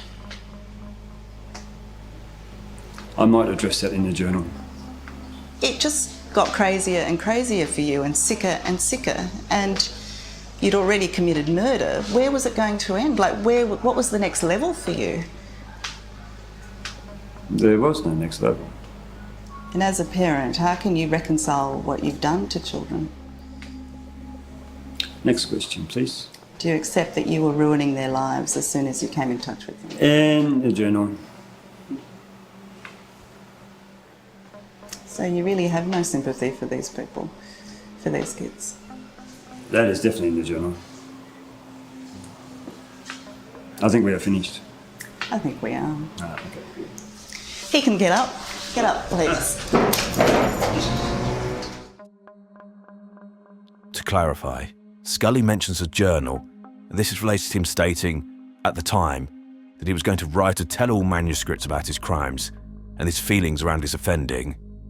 This is a cowardly move, with him just trying to kick the can down the road when asked specific questions, stating that the answers will come, but not yet, and only on his terms. I imagine this journal would not be free either, and so, again, Scully was looking for an angle to make some money. Whether he ever wrote this journal is unclear. These clips are so interesting, as you can tell the coldness and lack of empathy of Peter Scully. He couldn't even admit, despite what he'd done, which appears to include murder, that he'd ruined these innocent children's lives. I find it particularly disturbing when he says he never molested an 18-month-old, given that he filmed himself doing this. He's clearly trying to argue the age, stating that she was older, and somehow this makes a difference. I like the interviewer pushing back and stating that was she 2, 3 years old? Pointing out how little difference this makes to the horror that he put this and other children through. I do love Australians. They can be so scathing without raising their voice, and I love the bit at the end where the interviewer tells Scully to stand up and waits for the guards to take him back to the hole he crawled out of. I understand what the interviewer was trying to do. Get Scully to express some level of remorse for his crimes. I think remorse is a somewhat overrated concept after a certain point. Yes, I think you can have someone who has hurt or killed someone in a moment of anger, and then, when the red mist dissipates, they can feel remorse and regret for their actions. But someone who systematically raped and tortured multiple children, and I've no doubt murdered at least one, is clearly a person who doesn't feel remorse, or empathy, or compassion. Otherwise they would not be able to do these things. Even if Peter Scully turned round and said, "Yes, I have remorse," given the gravity of his crimes, what real difference does such a statement make? Does it make up for the emotional, psychological, and physical destruction he caused? The innocence he took from these extremely vulnerable children? Peter Scully was a man driven by power and his own gratification. In Australia, this came from robbing people of their hard-earned money. I imagine he likely took great pleasure in living the high life and reveling in other people's misery, indicating his sadistic tendencies. I've no doubt that Peter Scully had researched his next project in the Philippines and was putting the pieces in place before he fled there. When he got there, he realised he could exert ultimate power over others through sexual violence, torture, and murder, whilst also making a profit. The children whose bodies he broke were merely objects he could use to live out his sadistic sexual fantasies and get rich from. They were disposable. I have no doubt that Scully is a sadistic psychopath, a man without remorse, and who, if released tomorrow, would go straight back to what he was doing. This man is truly evil, and is clearly one of the most dangerous child sex offenders of modern times. I'll also briefly mention his accomplice, Lizelle Margolo, clearly a sick, sadistic, psychopathic woman who clearly enjoyed abusing these children and living the high life off their misery. I think her current prison surroundings are more reflective of her true standing in life. This case is truly sickening, and I'm sure you'll agree that this man, Jordan Monaghan, is pure evil. The reason for this is that Monaghan is a British serial killer who ended the lives of 2 of his 3 children between 2013 and 2016. One of them was just 28 days old. Monaghan also unsuccessfully tried to do the same to his 3rd child on 2 occasions. Whilst under investigation for these offences, Monaghan began a relationship with a woman, Evie Adams, who he abused and eventually killed in 2019 by poisoning her. All the while, Monaghan never showed any remorse for his crimes and continued to live his life as normal until he was finally revealed to be the monster that he was. Welcome to Evil Among Us. There's little information about Jordan Monaghan's early life, but it appears he was born in 1991, either in or around the town of Blackburn in the county of Lancashire, UK, approximately 20 miles northwest of Manchester. While still a teenager, Monaghan began a relationship with a girl of the same age, called Laura Gray, and in November 2008, so when he was around 17 years old, Monaghan and Laura became engaged. Almost exactly 3 years later, on November the 17th, 2011, the pair welcomed their first child into the world, Logan, a happy and healthy baby boy. However, there were already issues in the relationship due to Monaghan's chronic gambling addiction, with him racking up thousands of pounds of debt on multiple credit cards and blowing all of his wages as soon as he received them. This meant the family were in significant financial difficulty, bills were unpaid, and they were in dire straits. On the 23rd of September 2012, the situation came to a head, and Laura, by now pregnant with the pair's second child, told Monaghan the relationship was over. After having this conversation, Laura went on a shopping trip and then received a call from Monaghan saying that Logan had been rushed to hospital due to a suspected paracetamol overdose due to him finding Logan playing next to a pack which had some tablets missing. Laura, beside herself with worry, rushed to the hospital to be at Logan's bedside. However, when she got to the hospital, it transpired that no drugs were found in Logan's system. It had been a false alarm. Laura felt that Monaghan had just been overly cautious due to his love for their son, and this incident and his response appeared to pave over the cracks in the relationship temporarily. However, this incident was the beginning of a sick and twisted game played by Monaghan, using his own children like chess pieces in order to manipulate Laura into staying with him, but also, I believe, punishing her for daring to suggest ending the relationship. The pair welcomed their second child, Ruby, on December the 8th, 2012. Laura later said that the family had the, quote, best Christmas ever after Ruby was born, and, quote, I felt like the luckiest mum in the world with my own little family. It was all I'd ever wanted. I was determined to give my children everything I never had. However, tensions continue within the relationship, with Monaghan continuing to gamble, blowing all the money he earned whilst racking up debts and contributing nothing to the household. This led to Laura again threatening to end the relationship, and it seems that Monaghan felt he needed to escalate his behaviour to create a situation where Laura would be so utterly devastated that her focus would be redirected and she would forget about ending the relationship and would ultimately look to him for support. So he decided to murder the children.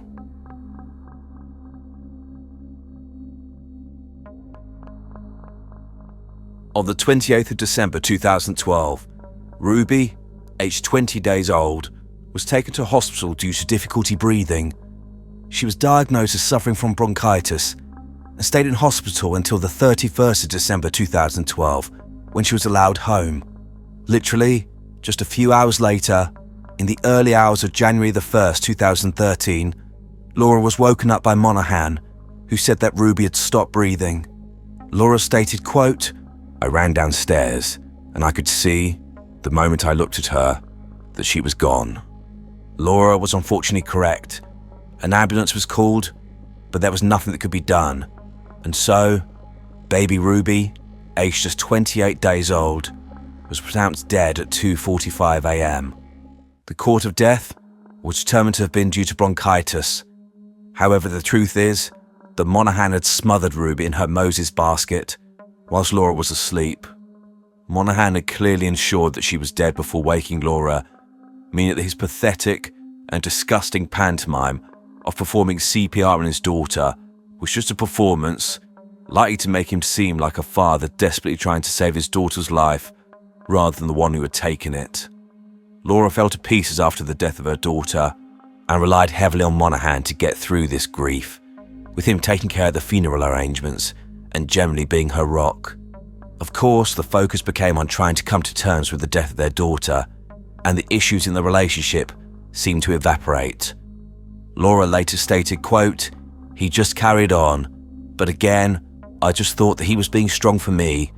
I didn't suspect a thing. We focused on Logan because he was all we had left. Jordan had a really close relationship with his son. However, again, the same pattern re-emerged, and Monaghan continued to gamble, resulting in tensions in the relationship. On the 16th of August 2013, Laura again had had enough of Monaghan and told him the relationship was over.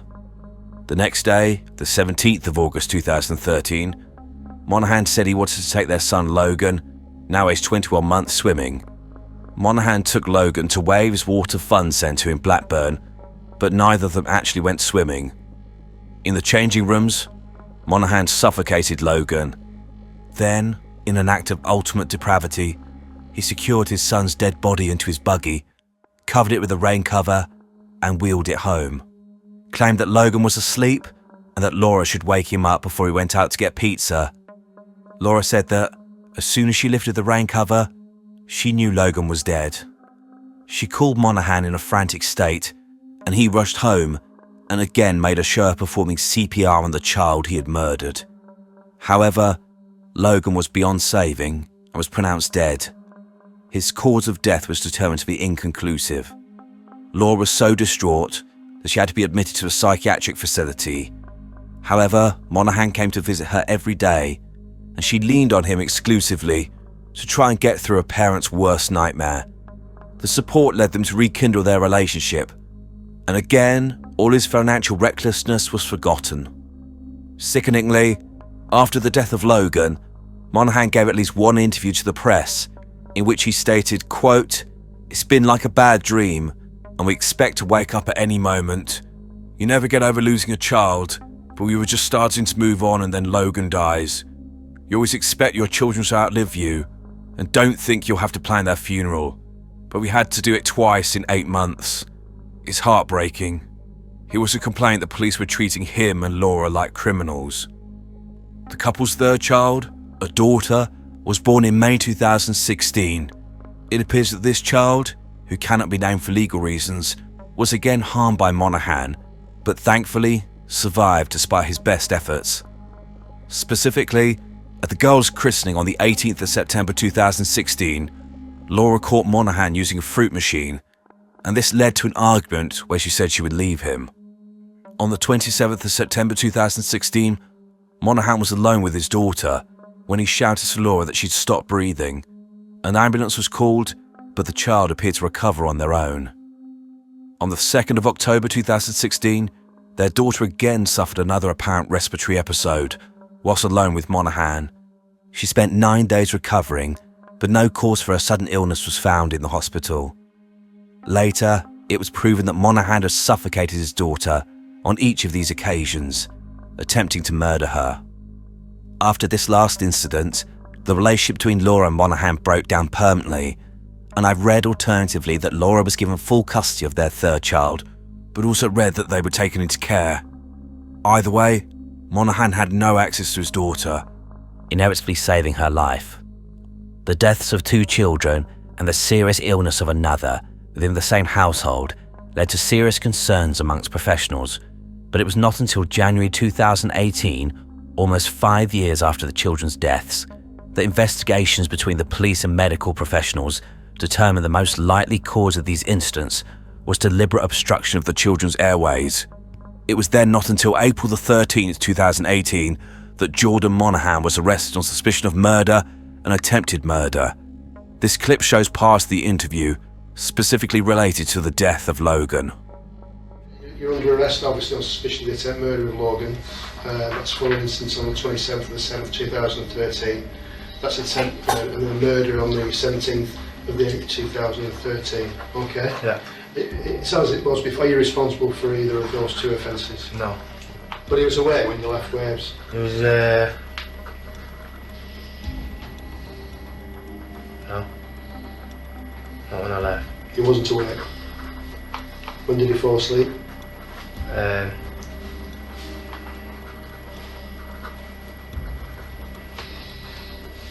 Just as we was coming out of Wales. The police didn't have enough evidence to charge Monaghan, and he was released on bail.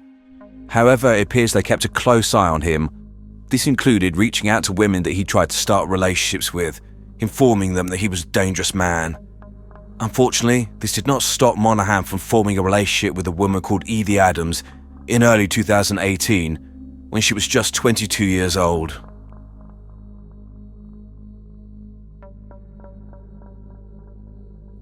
Evie Adams did not have the best start in life, being removed from an abusive household with her brother when she was young, with both children being the victims of violence and neglect. When she was around 7 years old, the fostering agency called Yvonne Adams and asked if she and her husband Bernard would take the children, to which they agreed, and the pair never left, being loved by Bernard and Yvonne as if they were their own children, and 3 years after first arriving, they were both adopted. At the age of 16 years old, Evie took their surname, cementing her place as their daughter. Around the same time, Evie moved out and began a relationship with her first serious boyfriend, Nathan. And when Evie was around 19 years old, she became pregnant with her first child, a daughter. Unfortunately, she suffered postnatal depression after the birth. and this put a strain on her relationship with Nathan, and they separated, but they would co-parent their daughter, with her spending certain days with her father at his property. However, it appears that Evie was lonely and didn't wish to raise her daughter alone, and she began looking online for a new partner. In early 2018, Evie and Jordan Monahan met through Tinder and began a relationship. Monahan sought to control and isolate Evie almost immediately, telling her not to inform people that the pair were together, with her family only finding out because they heard local gossip about the fact he'd been seen at her house. Her parents and friends were concerned, as Monahan was believed, within the local community, correctly, to be a child murderer, and they begged Evie to end the relationship, but tragically, she dismissed their concerns. Monahan started to sever connections that Evie had with support, including her friends and also her former partner Nathan, with him threatening to burn down his house if he carried on contacting Evie, and that he didn't care if the pair's daughter was in the property when this happened. However, Evie quickly fell under his spell, taken in by Monahan's charm, being made to feel special and no longer alone. Monahan subtly chipped away at Evie's self-esteem, reminding her that she'd been abused as a child and therefore somehow damaged, and that she would not be able to find anyone else if they were not together. The police and social services entered the scene almost immediately, with the police warning Evie the danger she and her daughter were in, as well as taking her to a place of safety. Social services basically gave Evie a choice of being with Monahan or having her daughter removed from her care, and she initially appeared to agree to stop seeing him, and a restraining order was imposed in May 2018, prohibiting Monahan from having contact with Evie.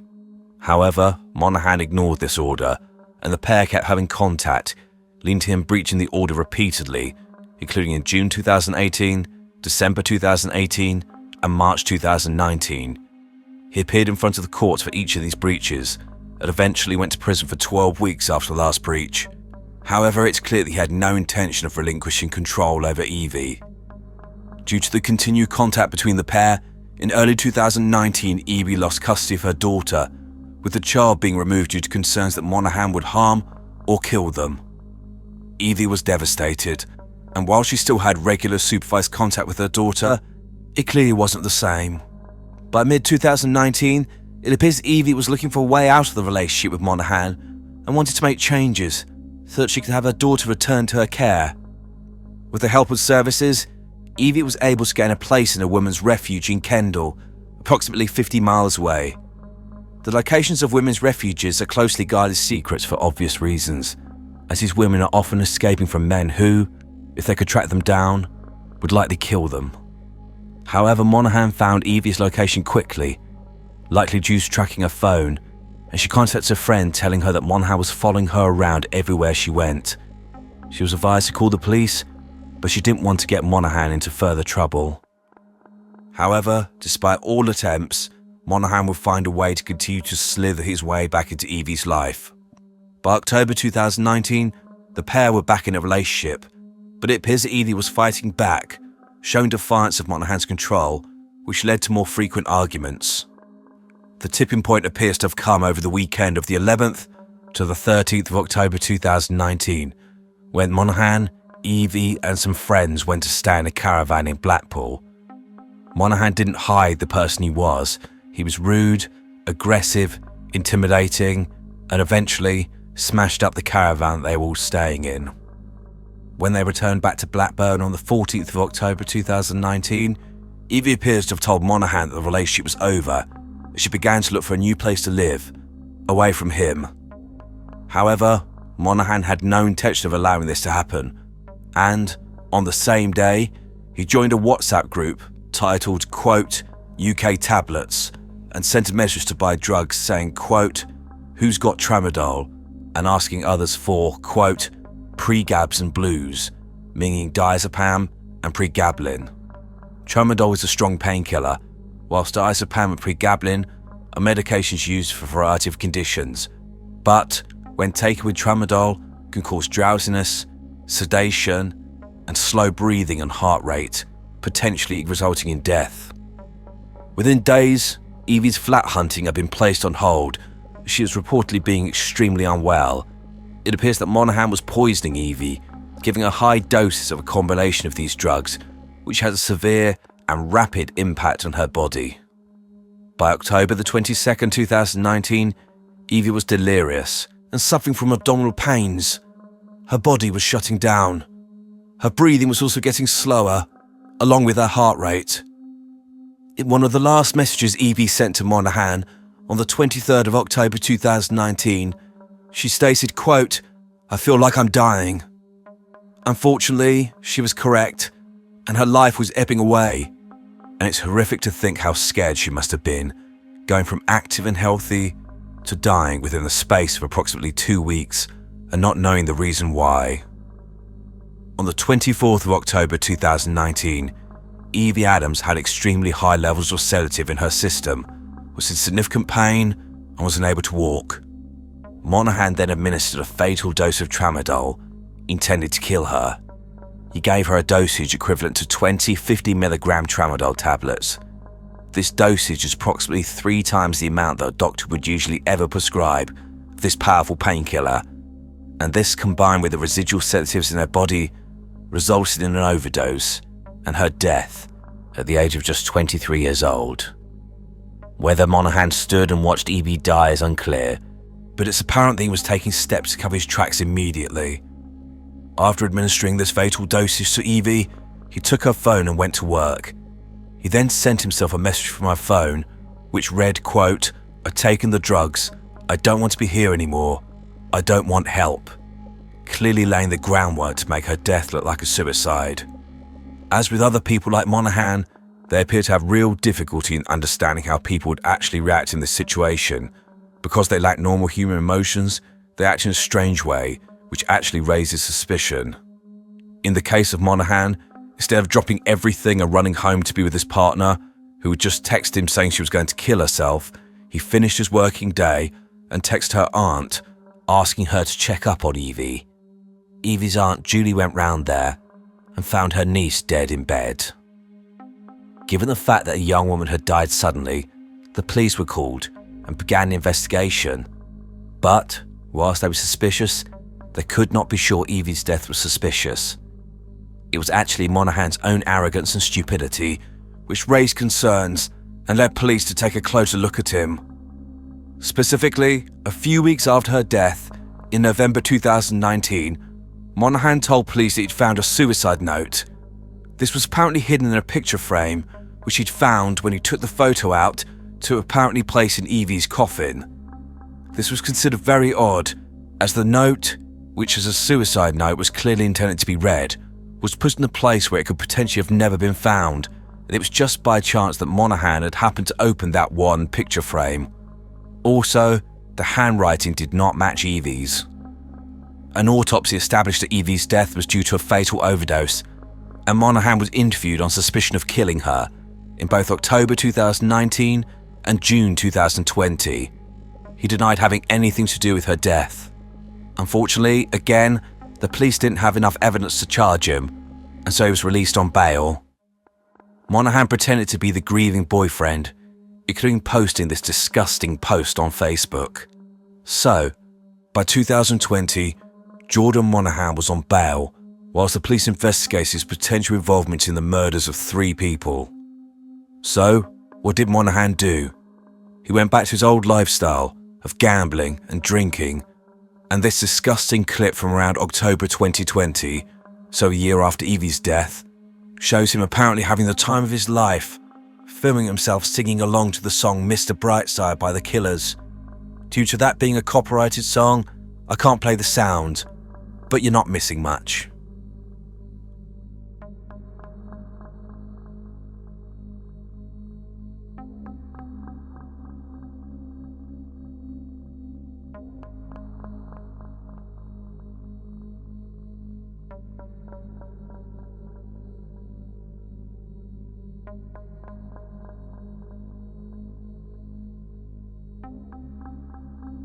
The breakthrough in this case came in late 2020 when the police were able to obtain Monaghan's phone, and this showed him buying the very drugs that Evie had overdosed on just before she started to become unwell.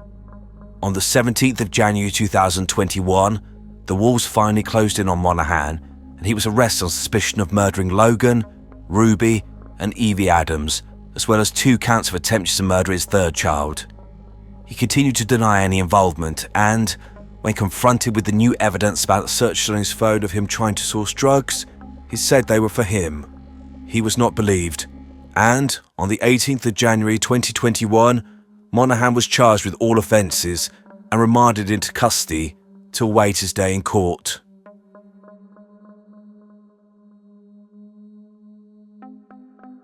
Jordan Monaghan pleaded not guilty to all offences and went to trial at Preston Crown Court. This trial lasted 10 weeks, and on December the 17th, 2021, the jury found him guilty of murdering Logan and Ruby by suffocating them and Evie Adams by administering a fatal dosage of medication. He was also found guilty of 2 counts of attempted murder against his 3rd child with Laura Gray by suffocating them. Later that same day, Monaghan stood before Mr. Justice Goose for sentencing. Justice Goose stated, quote, "It's difficult to imagine why you carried out these offences, but having listened to the evidence in this trial, I'm sure that you are an exceptionally controlling, selfish, and cruel man." He then sentenced him. For 3 counts of murder and 2 counts of attempted murder, Jordan Monaghan was sentenced to life imprisonment with a minimum tariff of 40 years. On the 29th of July 2022, this was increased to a minimum of 48 years when the Court of Appeal deemed the original sentence to be too lenient. Based on this, Monaghan will be around 77 years old before he's able to apply for parole, assuming he lives that long.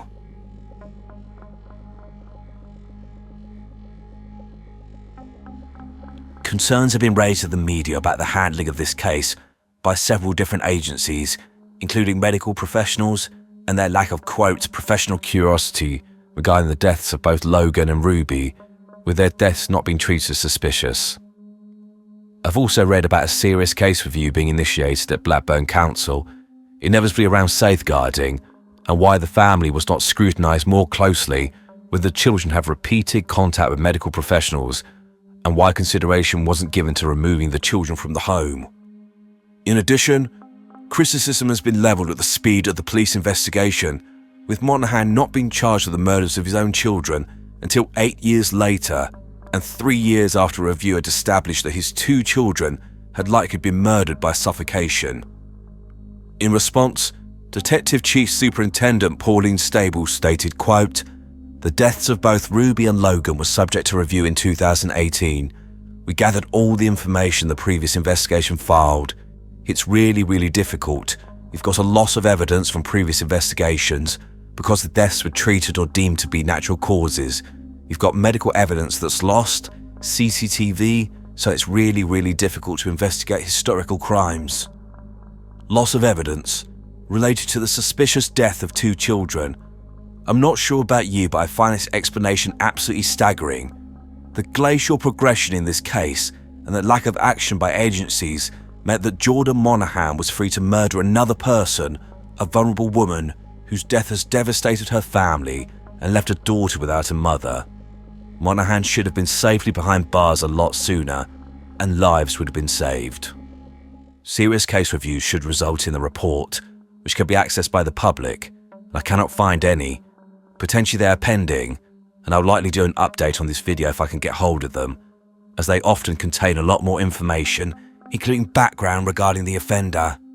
However, even without this information, I for one am struggling to understand how a man this dangerous was allowed to walk around free for so long, free to kill again.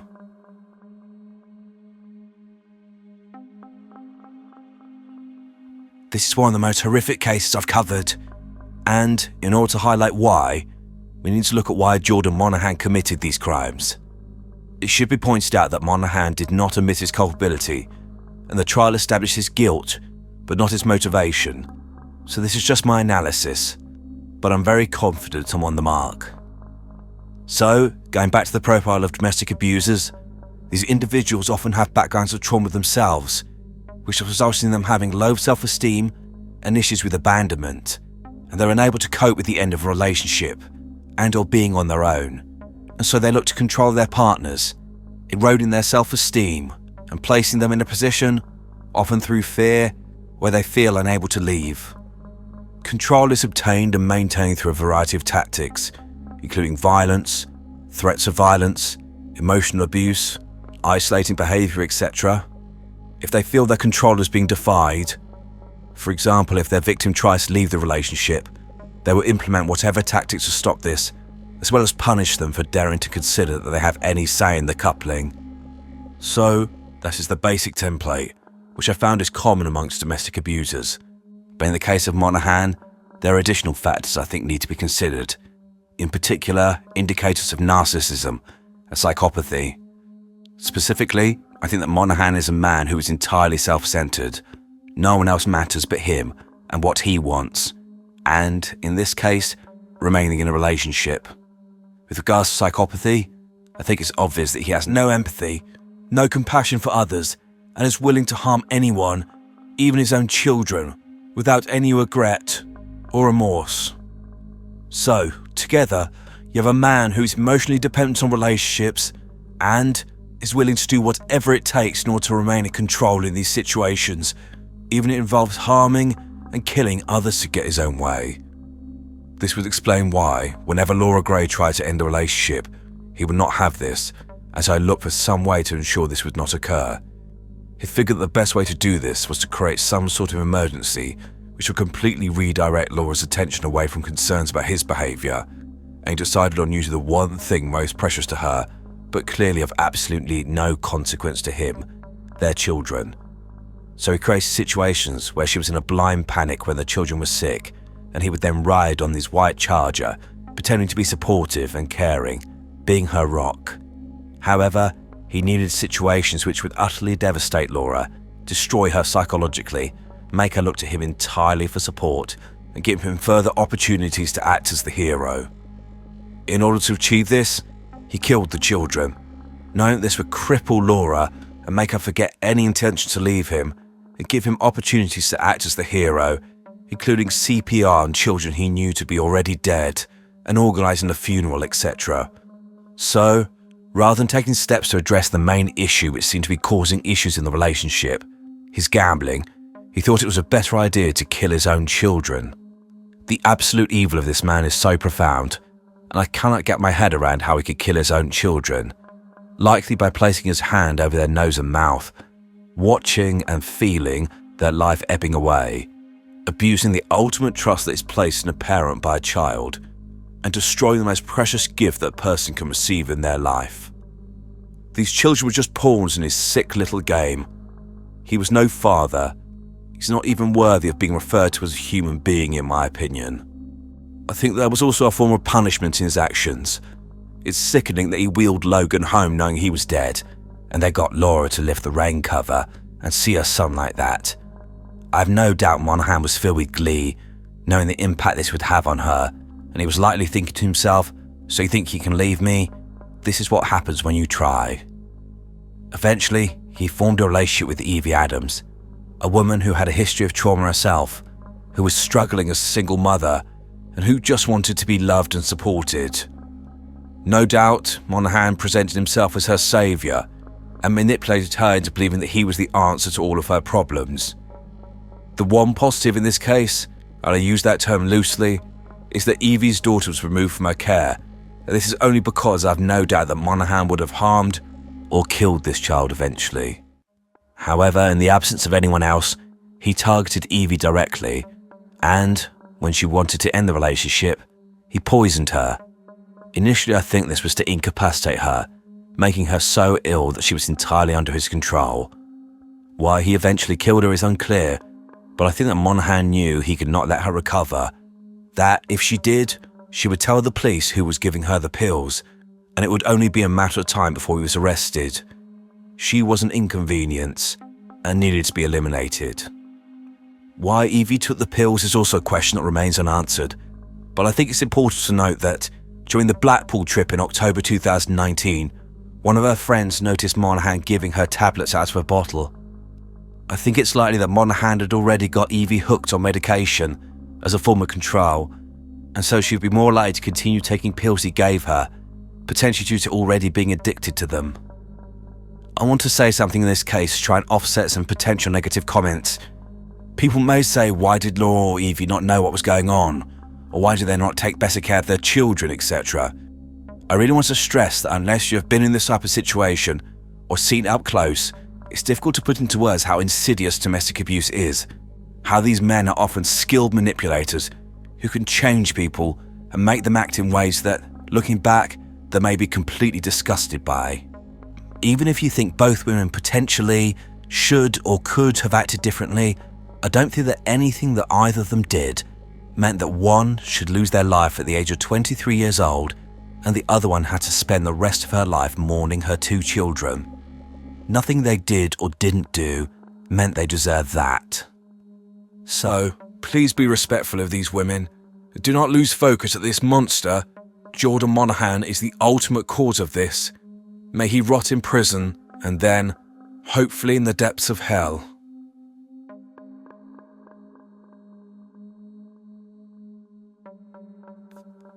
On another note, I want to highlight support services if you need to talk to someone about domestic abuse. In the UK, a great place to start for advice and help, especially with escaping an abusive relationship, is to call the National Domestic Abuse Helpline 24 hours a day on 0808 2000 24/7. Also, Women's Aid is an amazing organisation that offers advice and practical support, and they can be found at www.womensaid.org.uk. The website has lots of information, as well as a live chat function, which is active between 8 AM and 6 PM Monday to Friday, and 10 AM to 6 PM at the weekend. There's an option you can click on the website, which quickly takes you to a Google home screen if you need to hide what you're doing from your abuser.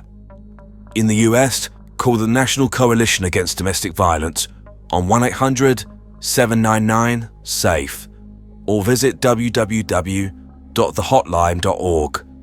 The advantage of this website is that if you double-click escape, it takes you to a Google homepage, which will mean you can hide what you're doing if you're disturbed by your abuser. The link to both websites will be in the description. However, if you or someone you know is in immediate danger, then do not hesitate to call 999 or 911 or whatever the emergency service number is in your country. On Monday, the 24th of May 2010, Peter Gee, a caretaker at the Holmfield Court block of flats in Bradford in the UK, sat down to check the CCTV footage from over the weekend. What he saw would shock the nation, and was something he's unlikely to ever forget. Checking the footage for the early hours of Saturday the 22nd of May 2010, he saw a man and a woman entering a flat. Minutes later, the woman was caught running for her life, being pursued by the man, who was armed with a crossbow. He then caught up with her, overpowered her, and dragged her back towards the front door of the flat.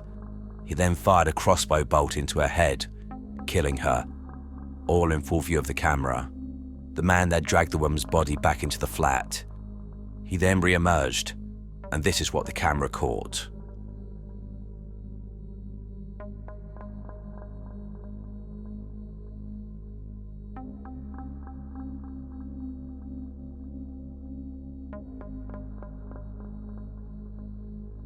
The man was Stephen Griffiths, a British serial killer who just killed his last victim. He ended the lives of at least 3 women between 2009 and 2010, and, when in court, proudly called himself the Crossbow Cannibal. Welcome to Evil Among Us. Stephen Sean Griffiths was born on December the 24th, 1969, in the market town of Dewsbury in West Yorkshire in the UK. He was the first of 3 children, to his mother Moira and his father, also called Stephen. The marriage broke down when Griffiths was 13, and the children and Moira moved into a council flat in the town of Wakefield. Griffiths' childhood was anything but normal, and it's clear he was exposed to extremely problematic behaviour, which shaped his future crimes. Specifically, his mother Moira would leave the children alone most nights, going out whilst dressed provocatively, and she would return with different men each time. As one neighbour stated, quote, "She would go out in the garden stark naked and have sex with different men in full view of the neighbours. People would complain about it, but she didn't care." her children, including Griffiths, would also witness his behaviour. Rumours circulated that Moira was a prostitute, and the ridicule from his classmates was something else that Griffiths had to deal with. In addition, Moira was also a criminal, and in 2007 she was convicted of falsely claiming £8,500 in benefits. In contrast, it appears that his father Stephen tried to help his son and saved every penny he could to send him to private school, specifically Queen Elizabeth Grammar School in Wakefield, where tuition is about £10,000 a year. As an aside, this is the same school where the acid bath murderer, John Haig, was educated before he went on to kill at least 6 people in the 1940s before dissolving their bodies in acid. Anyway, despite the prestigious education, it appears the damage had already been done, with Griffiths being described as a loner and strange by those who knew him. Griffiths appeared extremely socially awkward, had few friends, and made no real attempt to become part of his school community, or any community for that matter. Instead, it appears that Griffiths, by the point he was a teenager, had devolved into his own little world, which revolved around a fascination with serial killers, violent films, weapons, martial arts, and harming animals. Upon his eventual arrest, Griffiths was found in possession of hundreds of books related to serial killers, such as the Moors murderers, but he appeared to hold particular interest and reverence for the Yorkshire Ripper, Peter Sutcliffe, who murdered at least 13 women, mainly sex workers, between 1975 and 1980. Whilst at school, Griffiths was known to carry a knife in a briefcase and would frequently speak to his classmates about skinning birds and torturing animals. Griffiths spent 3 years at the school, leaving at age 16. I'll break here for a moment to highlight the red flags in this case, which were clear at a young age. So you have a man who clearly grew up in a neglectful household, likely not being exposed to appropriate social skills that he could mirror, who invariably had resentment, likely hatred towards his mother because of her abandonment of him and putting her own needs first, and exposing him to inappropriate sexual activity, and potentially being a prostitute, or at least acting in this manner, which led to him being ridiculed. This, I believe, led to a general hatred of women, and particularly sex workers. In addition, his mother appeared happy to break the law, and likely instilled these same values into her children. In response, Griffiths began to live in his own little world, revolving around violence, serial killers, and weapons, all of which I believe represented power and recognition to him, with him perceiving that, in order to get the attention he craved as a child, acts of serious violence, including multiple acts of homicide, were the way to achieve it, to be noticed.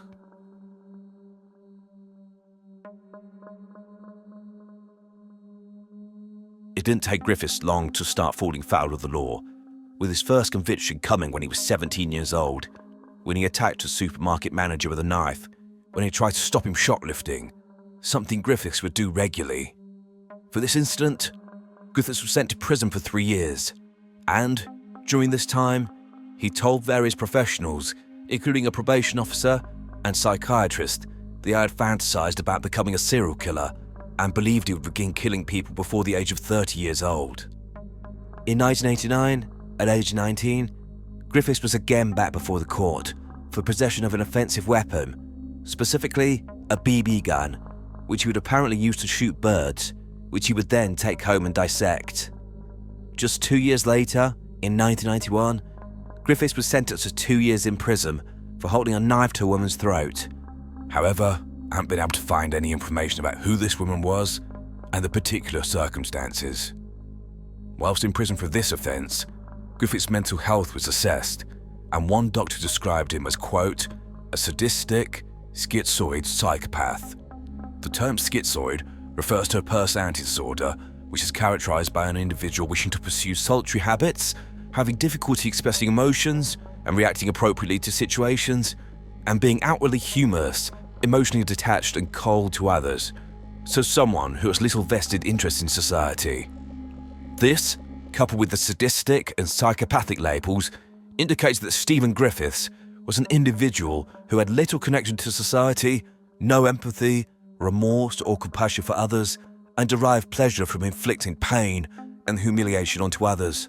And on top of this, his obsession with violence, serial killers, and weapons, it's clear that this is the profile of a very dangerous man. The authorities agreed, but there was little that could be done. At that point, Griffiths had not done anything which meant they could take any real action against him. However, they knew he was a ticking time bomb. In around 1997, Griffiths moved into flat 33 at Holmfield Court, a block of flats in Bradford, which is where he will remain until his arrest, and where the CCTV footage I showed at the beginning of this video was captured. Griffiths essentially turned this property into his shrine to murder and violence, adorning the walls with weapons, including samurai swords and crossbows, and amassing hundreds of books about serial killers, as well as violent movies. In 1998, aged 29, Griffiths began dating a woman called Zita Pinder, who he dated for 2 years. She later described him as controlling, not letting her go out with her friends, and generally wanted to know where she was at all times.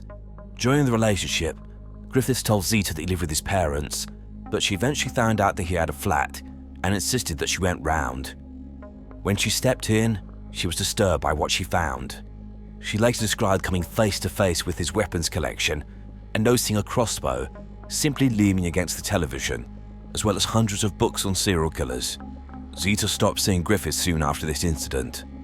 Investigators have speculated that this rejection was what finally led to Griffiths turning his back on the world entirely, as it's clear that he was unable to live a normal life and maintain normal relationships.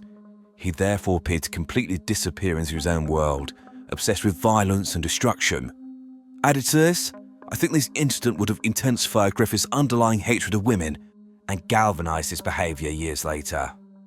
Griffiths expressed his contempt for society online and hinted at the monster he was, with him using the pseudonym Vampiriah and stating, quote, "Humanity is not merely a biological condition, it's also a state of mind. On that basis, I'm a pseudo-human at best, a demon at worst." Griffiths was known to be eccentric by his neighbours. He would often be seen walking as lizards he owned on leads, but he was also known to be rude and aggressive, and he caused significant issues for the other residents.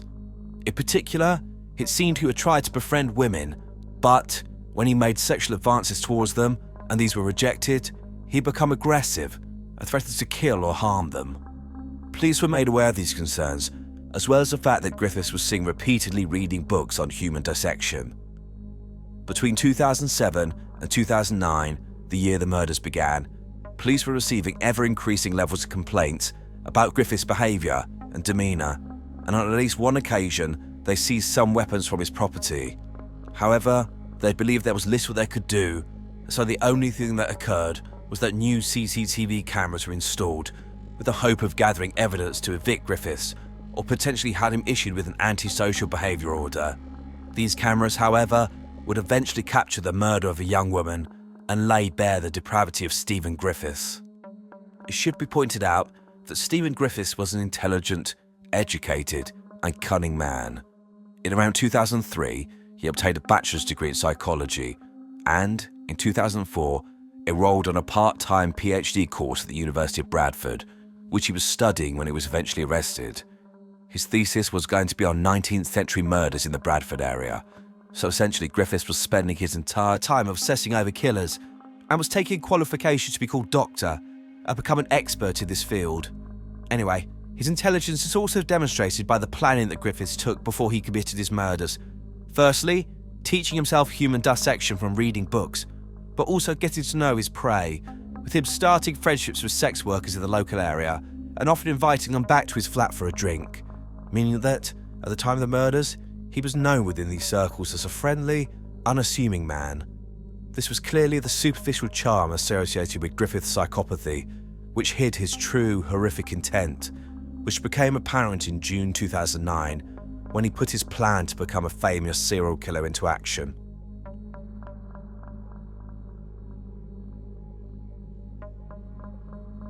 Stephen Griffiths' first confirmed victim was Susan Rushworth, who was aged 43 and worked as a prostitute in Bradford to fund her addiction to drugs. However, this was not all she was. This is not what any of his victims were, not even close. With regards to Susan, she was a mother of 3 children, a grandmother, and she had other family who dearly loved her. She was last seen alive getting off a bus on the 22nd of June 2009 in Bradford town centre. What happened to her is only known through Griffith's confession, with him stating that he met her and invited her to his flat later that day. And when she was in the property, he beat her to death with a hammer and then dismembered her body in the bathtub. He claimed to have eaten parts of Susan's body after cooking them. He then disposed of her body parts, but has never revealed where. Confirmation of Griffith's story came when DNA analysis in his flat found significant blood splatter in the property, which was identified as belonging to Susan. At 10 p.m. on the 26th of April 2010, Griffith's second confirmed victim, 31-year-old Shelley Armitage, was last seen alive working in Rebecca Street in Bradford's red light district, close to the city centre. It's assumed that soon after this, Griffiths approached her and invited her back to his flat. When she stepped in, she was attacked, and it's believed that she was killed when Griffiths fired a crossbow bolt into her body, but also potentially stabbed her.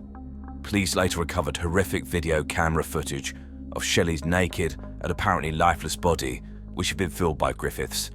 She had the words, quote, "My sex slave," daubed in black spray paint on her back. Griffiths was heard in the video chanting, quote, "I am Them Pryor. I'm the bloodbath artist. Here is a model who's assisting me." Griffiths later claimed he cooked and eaten parts of Shelley's body. Griffiths then took Shelley's body to the bathroom and dismembered her, dumping her remains in the River Aire, approximately 40 miles away from the site of the murder. At the end of May 2010, human remains were found in the river and subsequently identified as belonging to Shelley. This included part of her spine, which confirmed that she must be deceased. Her father had to identify his daughter from a screenshot that the police had taken from the video shot by Griffiths, but they were only able to show her face to him due to what he'd done to her body. Heartbreakingly, the family wasn't even able to say a proper goodbye to their daughter, sister, and friend, as almost none of her remains were recovered, and what was found was buried in a child's coffin. The last confirmed victim of Stephen Griffiths was 36-year-old Suzanne Blamires, who went missing on the 21st of May 2010. Suzanne was described as bright and articulate by those who knew her, and she started to train as a nurse when she left school. Unfortunately, she developed issues with alcohol and drugs and turned to prostitution in order to fund her addictions. Suzanne did not have an easy life. In 2011, 2 men were jailed for viciously assaulting Suzanne in December 2009, just 5 months before her death. These men attacked her while she was working in the red light district and repeatedly kicked her in the head and body. Her death is the one that was captured in its entirety on CCTV. And obviously, the full footage has not been released, but screenshots of her last moments are available. These show that at 2:30 a.m. on Saturday the 22nd of May 2010, Griffiths and Suzanne are caught on CCTV arriving at his flat and then entering the lift and walking towards his property. These images are haunting as they show the last seconds of Suzanne's life. Within 3 minutes, Suzanne is captured running away from the flat, with Griffiths stood behind her, having armed himself with a crossbow. This horrific image shows the murderous intent in Griffiths' face as he chases Suzanne and then fired a crossbow bolt into her head, killing her before dragging her body into his flat. It seems that Griffiths may not have noticed the relatively new CCTV cameras which had captured his every move, and when he saw them, rather than shy away, he used this as an opportunity to show his complete contempt for human life, sticking his finger up whilst holding the murder weapon. Griffiths set about dismembering Suzanne's body and again dumped her remains like rubbish in the River Aire, but again only small pieces of her body were ever recovered. Griffiths must have known that the CCTV footage would lead to his arrest, and on Monday the 24th of May 2010, after Peter Gee had seen the video, armed police descended on the flat and Griffiths was waiting for them. As he was arrested, he proudly told officers, "I've killed a lot more than Suzanne Blamires. I've killed loads." Clearly, in Griffiths' sick mind, the main event was about to begin. He now had a captive audience and was going to get the attention he'd always craved. Stephen Griffiths admitted his crimes immediately, and the following clip shows a portion of his interview where the police are trying to establish where he dumped the remains of one of his victims, although it's not clear which one. And what sort of location have you put them in? If you can't tell us where, what sort of location have you put them? I don't know. Where a robot, where a computer would put it. You know, a rational, emotionless aberration would put it.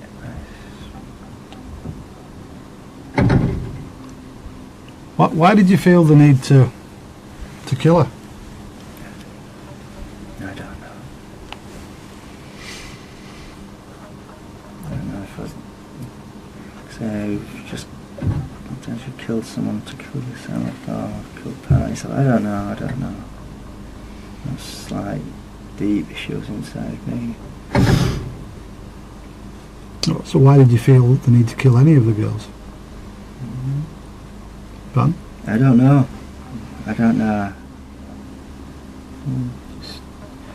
Well, I'm misanthropic. I don't have much time for the human race. There's so much to unpack here. Part of Stephen Griffiths' tone of voice is down to his Yorkshire accent, but it's also clear that he's indifferent to the suffering he's caused. He's almost bored by the interview. I imagine this is because he's having questions fired at him and he's not in control, which is not the sort of attention he wanted. Stephen Griffiths was subsequently charged with 3 counts of murder and remanded into custody to await his day in court.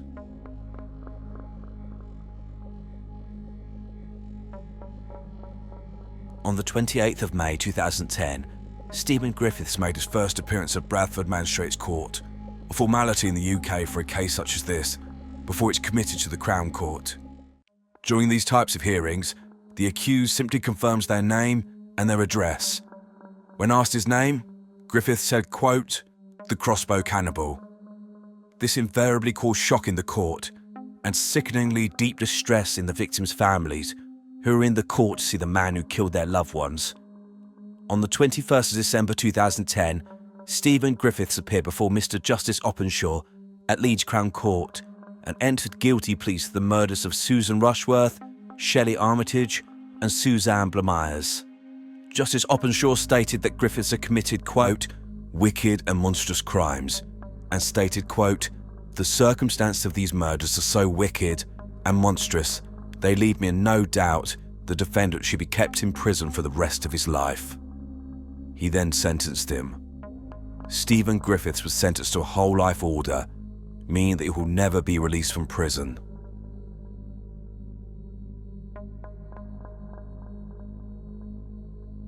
I'm tempted to refer to Stephen Griffiths as a pathetic, attention-seeking loser, and, whilst this is not very professional or a clinical description, I believe it's accurate. I've already given some of my thoughts about him, in that I think that his troubled childhood led him developing a hatred of women, specifically prostitutes, and, whilst he appeared to have contempt for society as a whole, these individuals represented, in his mind, an even lower form of life. Killing them served 2 purposes. First, it eradicated these type of people from society, but also gave them the attention he desperately craved, with him inevitably fantasizing about receiving the same notoriety as the serial killers he idolized. However, I don't believe that Griffiths was a cannibal. I've not seen any evidence, i.e. forensics of kitchen utensils, etc., which should indicate that this was true. Instead, I think it's interesting that Chaig, the atted murderer who went to the same school as Griffiths, made similar claims after his arrest, with him stating that he'd drunk the blood of his victims. He later admitted this was a lie. I think that he was trying to set up a defence of insanity to avoid the hangman. That one didn't work, but also to shock others and revel in his crimes. I think the same is true of Griffiths. Calling himself a cannibal was his way of shocking people, gaining notoriety and making himself feel big and powerful, whilst also compounding the horror that his victims' poor families had to endure. However, recognition and attention only last so long, and it's reported that Stephen Griffiths has attempted suicide on repeated occasions since his imprisonment, including going on a 120-day hunger strike in 2011. It appears that Griffiths would act in this manner when other high-profile prisoners were getting attention in the press, so he clearly was desperate to refocus attention to himself. Griffiths was also attacked in prison in 2019, during which a prisoner stabbed him in the chest with a wooden spear they'd made. If that's not poetic justice, I'm not sure what is. Stephen Griffiths is currently 53 years old and will spend the rest of his miserable life in prison, which is exactly what he deserves, hopefully slipping into obscurity and eventually nothingness. The women he killed are, unfortunately, defined by their profession in the press, which really irks me. It took me a lot of research to find information about them outside of this, but they were mothers, daughters, sisters, grandmothers and friends to people who loved them and who mourned their passing. They inevitably had aspirations to their life, but fell on hard times and were forced to make decisions which I imagine they hated, but saw that they had no choice. They were human beings who did not deserve to have their lives ended in such a horrific manner. Their names again were Susan Rushworth, Shelley Armitage, and Suzanne Blamires. These women deserve to be remembered. Their lives mattered, and I hope they rest in peace. Elliot Rodger was an American spree killer who, on May the 23rd, 2014, at age 22, ended the lives of 6 innocent people in Isla Vista, California. His rationale for doing this? Simply put, he was punishing society because no girls would sleep with him. However, as I will discuss, this is an oversimplification, and Elliot was a dangerous combination of misogynism, racism, and extreme narcissism. An individual who believed he was, quote, the supreme gentleman, which meant he was entitled to anything you wanted, and those who did not comply deserved to be eliminated. As if Elliot's beliefs and crimes were not horrific enough, he's become a revered figure within the world of involuntary celibates, known as incels, and his words and deeds have been linked to other acts of terror and murder. Welcome to Evil Among Us. Elliot Oliver Robertson Rodger was born on the 24th of July 1991 in London in the UK to his Malaysian Chinese mother Li Chin and his father, British filmmaker Peter Rodger. I tend to refer to the subjects of my videos by their last names, but as his first and last names could both be first names, I'm just going to refer to him as Elliot, otherwise it may cause confusion, mainly to myself. Also, there's plenty of information about Elliot's upbringing from official sources. The intricacies of his life, including his perception of his situations and people, is contained within his manifesto/autobiography, which he completed just prior to his death. This 137-page diatribe, entitled, quote, My Twisted World, is a fascinating and yet horrifying piece of prose, filled with hate, self-delusion, perceived persecution, and self-entitlement. It's a chilling document when you consider that it's basically the rambling self-delusion of a murderer who, by the time of writing it, had already decided to execute members of society because he could not get what he wanted. It begins with the following paragraph, quote, Humanity. All of my suffering on this world has been at the hands of humanity, particularly women. It has made me realize just how brutal and twisted humanity is as a species. All I ever wanted was to fit in and live a happy life amongst humanity, but I was cast out and rejected, forced to endure an existence of loneliness and insignificance, all because the females of the human species were incapable of seeing the value of me. This is the story of how I, Elliot Rodger, came to be. This is the story of my entire life. It's a dark story of sadness, anger, and hatred. It's a story of war against cruel injustice. In this magnificent story, I'll disclose every single detail about my life, every single significant experience that I've pulled from my superior memory, as well as how these experiences have shaped my views of the world. This tragedy did not just happen. I didn't want things to turn out this way, but humanity forced my hand, and this story will explain why. My life did start out dark and twisted. I started out as a happy and blissful child, living my life to the fullest in a world I thought was good and pure. I will refer to this document throughout this video to highlight key moments in Elliot's life and how he perceived them, and how he devolved into a killer. Elliot was raised in a privileged household, in large part due to his father's work as a professional photographer and then a filmmaker, with him being the assistant director on the original Hunger Games movie in 2012. His mother was also involved in the film industry, and Elliot wrote about attending preschool at Dorset House School, West Sussex, where fees begin at around £10,000 a year, so around $12,000. Elliot also described going on frequent holidays abroad, and some years later, even walking the red carpet at the premiere of Star Wars Episode 1 in 1999, due to his mother's friendship with George Lucas. Just before his 5th birthday, his parents gave birth to a sister, Georgia. Soon after this, the family moved to California so his father could be at the heart of the film industry.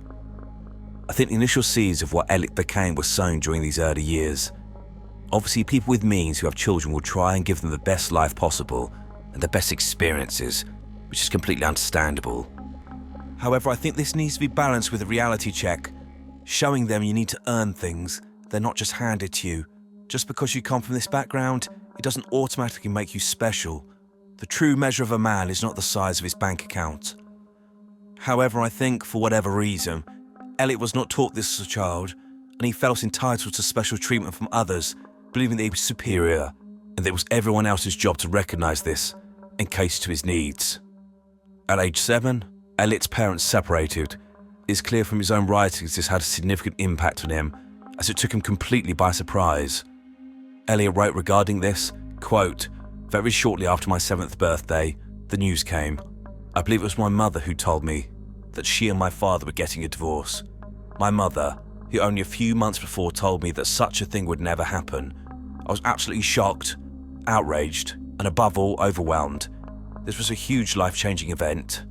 I think that this is the first signs of issues with women, with the tiny seed being planted in Elliot's mind that the woman he trusted most in the world, his mother, had essentially lied to him." Soon afterwards, Elliot's father began a relationship with a Moroccan film actress called Soumaya Akhaboun. However, clearly there was conflict between her and Elliot, with him writing, quote, "For the initial period of her being a new member of the family, we got along well, she was quite fun. But soon, she would start to discipline me in a harsh way that I wasn't used to. I felt that because she wasn't my real parent, she had no right to discipline me in such a way, and so I rebelled. That's where the first conflicts arose. There would be many more to come in later years." This was likely Soumaya trying to instill boundaries on Elliot's behaviour, but, likely because he thought he was special and should be allowed to act in any way he wanted, he did not take kindly to this. And, as the years progressed, it's clear that Elliot saw Soumaya as a thorn in his side, with him writing that when he was 9 years old, quote, "I started to have intense conflicts with Soumaya. I hated the rules she imposed on me, which I believe she had no right to impose, as she wasn't my true parent." Despite his privileged upbringing, it seems that Elliot was actually a very lonely child. He writes about spending weeks with his mother and father, but during the weeks with his father, he'd be looked after by nannies and barely spend time with his dad. Issues also began to come out around the age of 9, with Elliot admitting that he had always had issues with jealousy throughout his life, as well as crippling insecurities. With the latter of these, Elliot was upset he was short for his age and played basketball, believed this would somehow make him taller. With the former issue, Elliot had intense feelings of resentment and jealousy when his playmates would not focus all their attention on him. If he had 2 friends round, he'd become upset if they began playing with each other and not him. This is an important part of the behaviour of Elliot, which can explain much of his resentment moving forward. Specifically, it appears that Elliot was a timid and shy child who struggled in social interactions. This is not uncommon, and in these situations, even as adults, it's often easier when someone else is leading the conversation or organising events. We can all have the pang of awkwardness or anxiety and potentially jealousy when we go to a party with a friend and then they leave us to go to talk to other people we don't know, and we just stand there.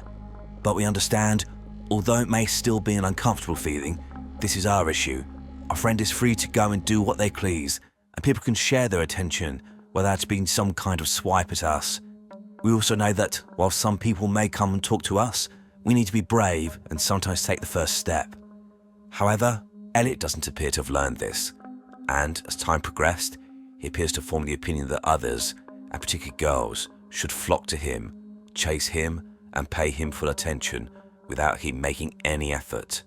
When he entered the room, all eyes should turn to him, and women, even if they were mid-sentence, should drop what they were doing and throw themselves at his feet.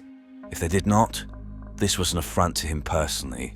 Moving forward several years, Elliot became a brother when he was 12 years old, with his father and Soumaya having a baby boy called Jazz. Elliot seemed excited to become a brother, but unfortunately, as his brother grew, Elliot began to see him as a rival, someone who might surpass him and take attention away from him, something he could not stand. All through his early years, it appears that his mother and stepmother would arrange play dates with other children and try to get Elliot to socialise. But by the time he was 13, he had only one friend and struggled to socialise with others. He found solace in online gaming as a distraction from, quote, the harsh realities of life I was too scared to face. Elliot was teased by girls in middle school, and one in particular seems to have led him to develop a hatred of girls. He began acting up as a way to get attention, with him writing prophetically, quote, as middle school approached its ultimate end, I was having a miserable time there. I was extremely unpopular, widely disliked, and viewed as the weirdest kid in the school. I had to act weird in order to gain attention. I was tired of being the invisible shy child. Infamy is better than total obscurity. High school was an even bigger challenge for Elliot, as he was now going through puberty, and he stated, quote, I developed a very high sex drive and would always remain like this. This was the start of hell for me. Going through puberty utterly doomed my existence. It condemned me to a life of suffering and unfulfilled desires. Even at that young age, I felt depressed because I wanted sex, yet I felt unworthy of it. I didn't think I was ever going to experience sex in reality, and I was right. I never did. I was finally interested in girls, but there was no way I could ever get them, and so my starvation began. The boys in my grade talked about sex a lot. Some of them even told me they had sex with their girlfriends. This was the most devastating and traumatizing thing I've heard in my life. Boys having sex at my age of 14, I couldn't fathom it. How is it they're able to have such intimate and pleasurable experiences with girls while I can only fantasize about it? I frequently started asking myself, this was an all-boys school. How in the hell were these boys able to meet girls to have sex with? I wondered. I hoped they were lying. I hoped against hope. Hearing that really shook me to the core. Words cannot describe how much hatred and envy I felt for those boys. That hatred would only fester the more I suffer from my sexual starvation. I was too scared to tell anyone about it, and I hid it well, for a time. These recent events caused me to withdraw even further away from the world. I drowned all of my misery in my online games. Elliot described his schoolmates bullying him, whilst apparently then returning to their attractive girlfriends. He had scathing resentment towards the bullies, but more so towards the girls they were with. Why did they choose these bullies over him? At the age of 17 years old, Elliot's mindset became more radicalized, and he began devolving into the spiteful, hate-filled individual that 5 years later would go on a killing spree. He wrote that, quote, one day I found some posts on the internet about teenagers having sex, and I was once again reminded of the life I've been denied. I felt that no girl would ever want to have sex with me, and I developed extreme feelings of envy, hatred, and anger towards anyone who has a sex life. I saw them as the enemy. I felt condemned to live a life of lonely celibacy, while other boys were allowed to experience the pleasures of sex, all because girls didn't want me. I felt inferior and undesirable. This time, however, I couldn't just stand by and accept such an injustice anymore. I refused to continue hiding away from the world and forgetting about all the insults it's dealt to me. I began to have fancies of becoming very powerful and stopping everyone from having sex. I wanted to take their sex away from them, just like they took it away from me. I saw sex as an evil and barbaric act, all because I was unable to have it. This was the major turning point. My anger made me stronger inside. This is when I formed my ideas that sex should be outlawed. It's the only way to make the world a fair and just place. If I can't have it, I will destroy it. That's the conclusion I came to, right then and there. I spent more time studying the world, seeing the world for the horrible, unfair place it is. I then had the revelation that just because I was condemned to suffer a life of loneliness and rejection doesn't mean I am insignificant. I have an exceptionally high level of intelligence. I see the world differently than anyone else. Because of all of the injustices I went through and the worldview I developed because of them, I must be destined for greatness. I must be destined to change the world, to shape it into an image that suits me.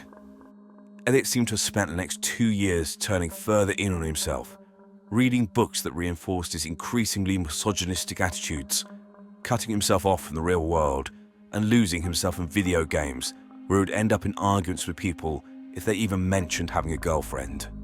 On the rare occasions that Elliot would go out with males his own age, and there were girls present, he would sit there and see that these girls had the disrespect to talk to these men and not focus all their attention on him. The really curious thing about Elliot's ramblings is there's almost not a single instance of him ever talking to a girl or going on a date and being rejected. This wouldn't justify his beliefs, but it would enable some level of understanding. Rather, it seems he literally sat on the sidelines, growing more and more resentful whenever he saw any man and woman his age interacting, not trying to do anything about his situation, and likely making him unapproachable. I mean, imagine you're a woman walking up to the table with two men, and each time you're trying to interact with one of them, the other is becoming more and more irritable, rude and obnoxious. You're hardly going to want to talk to that person. But in Elliot's world, women should be throwing themselves at his feet, begging him to have sex with them whilst he does nothing, because he was entitled to this. He was special, but the world just couldn't see it. He wasn't the problem, everyone else was.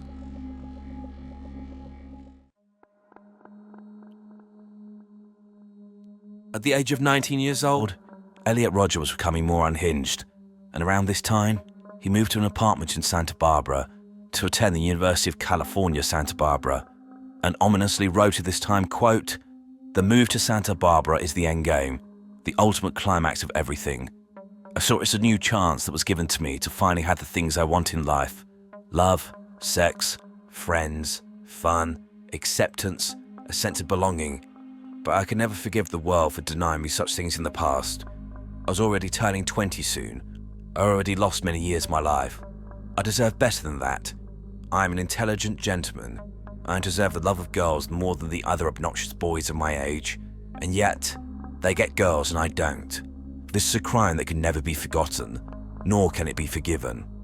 I always wanted to exact my revenge on humanity for forcing me to live such a life, but I've also always had the hope that if I could do things in my life to make up for all my suffering, then that in itself would be a form of peaceful revenge. In truth, the move to Santa Barbara was actually a chance that I was giving to the world, not the other way around.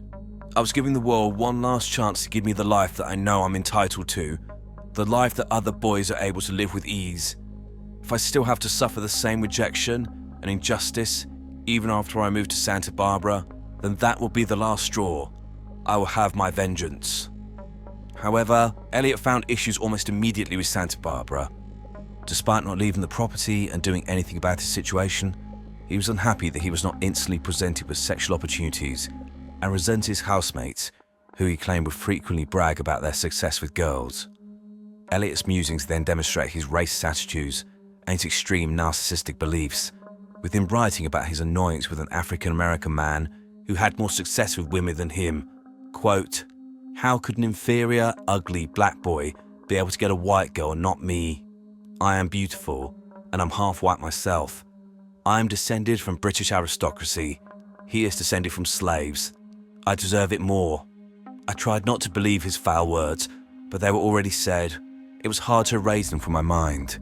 If this is actually true, if this ugly black filth was able to have sex with a blonde white girl at the age of 13, whilst I've had to suffer virginity all my life, then this just proves how ridiculous the female gender is. They would give themselves to this filthy scum, but they reject me, the injustice. Females truly have something mentally wrong with them. Their minds are flawed, and at this point in my life, I was beginning to see it. The more I explored my college town of Isla Vista, the more ridiculousness I witnessed. All of the hot, beautiful girls walked around with obnoxious, tough, jock-type men who passed all the time and acted crazy. They should be going for intelligent gentlemen such as myself. Women are sexually attracted to the wrong type of men. It's a major flaw in the very foundation of humanity. It's completely and utterly wrong in every sense of the word. As his truth fully dawned on me, I became deeply disturbed by them, deeply disturbed, offended, and traumatized. College was like a red rag-tailed ball for Elliot. He was surrounded by thousands of young couples, and each time he saw this, he became more and more enraged about his apparent injustice in life. He deserved these things, yet no one was simply handing this to him. So, in his mind, no one should have anything. Around this time, Elliot began recording videos to upload to YouTube, moaning about how unfair his life was, and he appears to have driven round specifically looking for situations to antagonize himself and then filming them, as shown by this video. Elliot Roger here. I'm just sitting in my car right now, enjoying the view of the beach. And my view has been ruined by this sight right here. In front of me, sitting right there on that bench, is a young couple. I was enjoying such a nice view until they came and sat down and started kissing. This is the reason why life isn't fair. Why can't I experience something like that? I have to show everyone why I hate the world, because no girl would do this with me. I hate them. I hate them so much. It's not fair. Life is not fair. Elliot soon began acting on his anger, initially in small ways, including following a couple out of Starbucks and throwing his coffee over their car, and later filling a super soak with orange juice and squirting couples in the park. Elliot wrote, quote, "It was around this point in my life that I realized I was capable of doing such things. I would happily do such things. I was capable of killing them, and I wanted to. I wanted to kill them slowly, to strip the skins off their flesh. They deserve it. The males deserve it for taking the females away from me, and the females deserved it for choosing those males instead of me. Ever since I was 17, I often fantasized about becoming powerful and inflicting suffering upon everyone who has wronged me in the past, but never thought I'd actually do it. At this point, after going through so much suffering and injustice, all of my innocence had been swept away. The world had been cruel to me, and it molded me to become strong enough to actually have the capability of returning that cruelness to the world. I'd never been a violent person in nature, but after building up so much hatred over the years, I realized that I wouldn't hesitate to kill or even torture my hated enemies if I was given the opportunity. In around 2012, Elliot began to plan for, quote, the day of retribution, where he would take revenge on society, and especially the girls who shunned him. He stated, quote, "My first act of preparation was the purchase of my first handgun. I did this quickly and hastily at a local gun shop called Galetta Gun and Supply. I'd already done some research of handguns. I decided to purchase the Glock 34 semi-automatic pistol, an efficient and highly accurate weapon. I signed all the papers, was told my pickup day was in mid-December. That fell in nicely, because that was when I was planning on staying in Santa Barbara till. After I picked up the handgun, I brought it back to my room and felt a new sense of power. I was now armed. Who's the alpha male now, bitches? I thought to myself, regarding all of the girls who've looked down on me in the past. I could give Mad my new weapon before locking it up in my safe and preparing to go back to my hometown for the winter break. In spring 2013, Elliot purchased another 2 handguns and began collecting ammunition and planning his revenge, which was underpinned by his belief that, quote, women must be punished for their crimes of rejecting such a magnificent gentleman as myself. Around this time, Elliot joined online forums with similarly disturbed and misogynistic young men who were apparently starved of sex. No doubt, on these forums, Elliot found kindred spirits, and they reinforced his own views of women and cemented his perception that he was the victim, with him writing, quote, I concluded that women are flawed.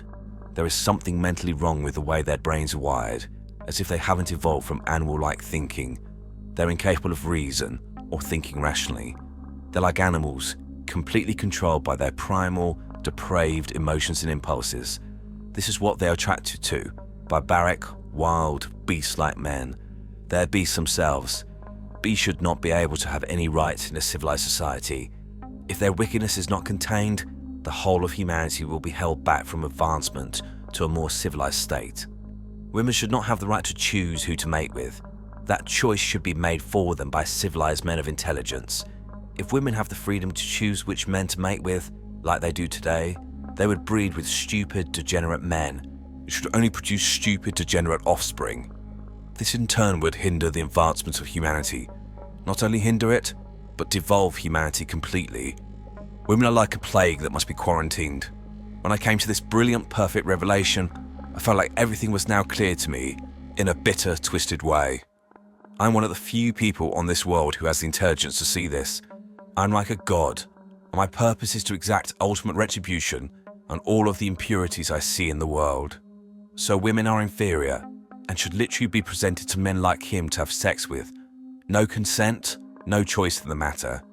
Sounds like rape to me. Many articles I've read have said that Elliot Rodger did what he did because he couldn't get a girlfriend. This is completely incorrect. Elliot Rodger was not interested in a girlfriend. He was not interested in any emotional connection with a female. He saw women merely as objects to get his sexual needs met.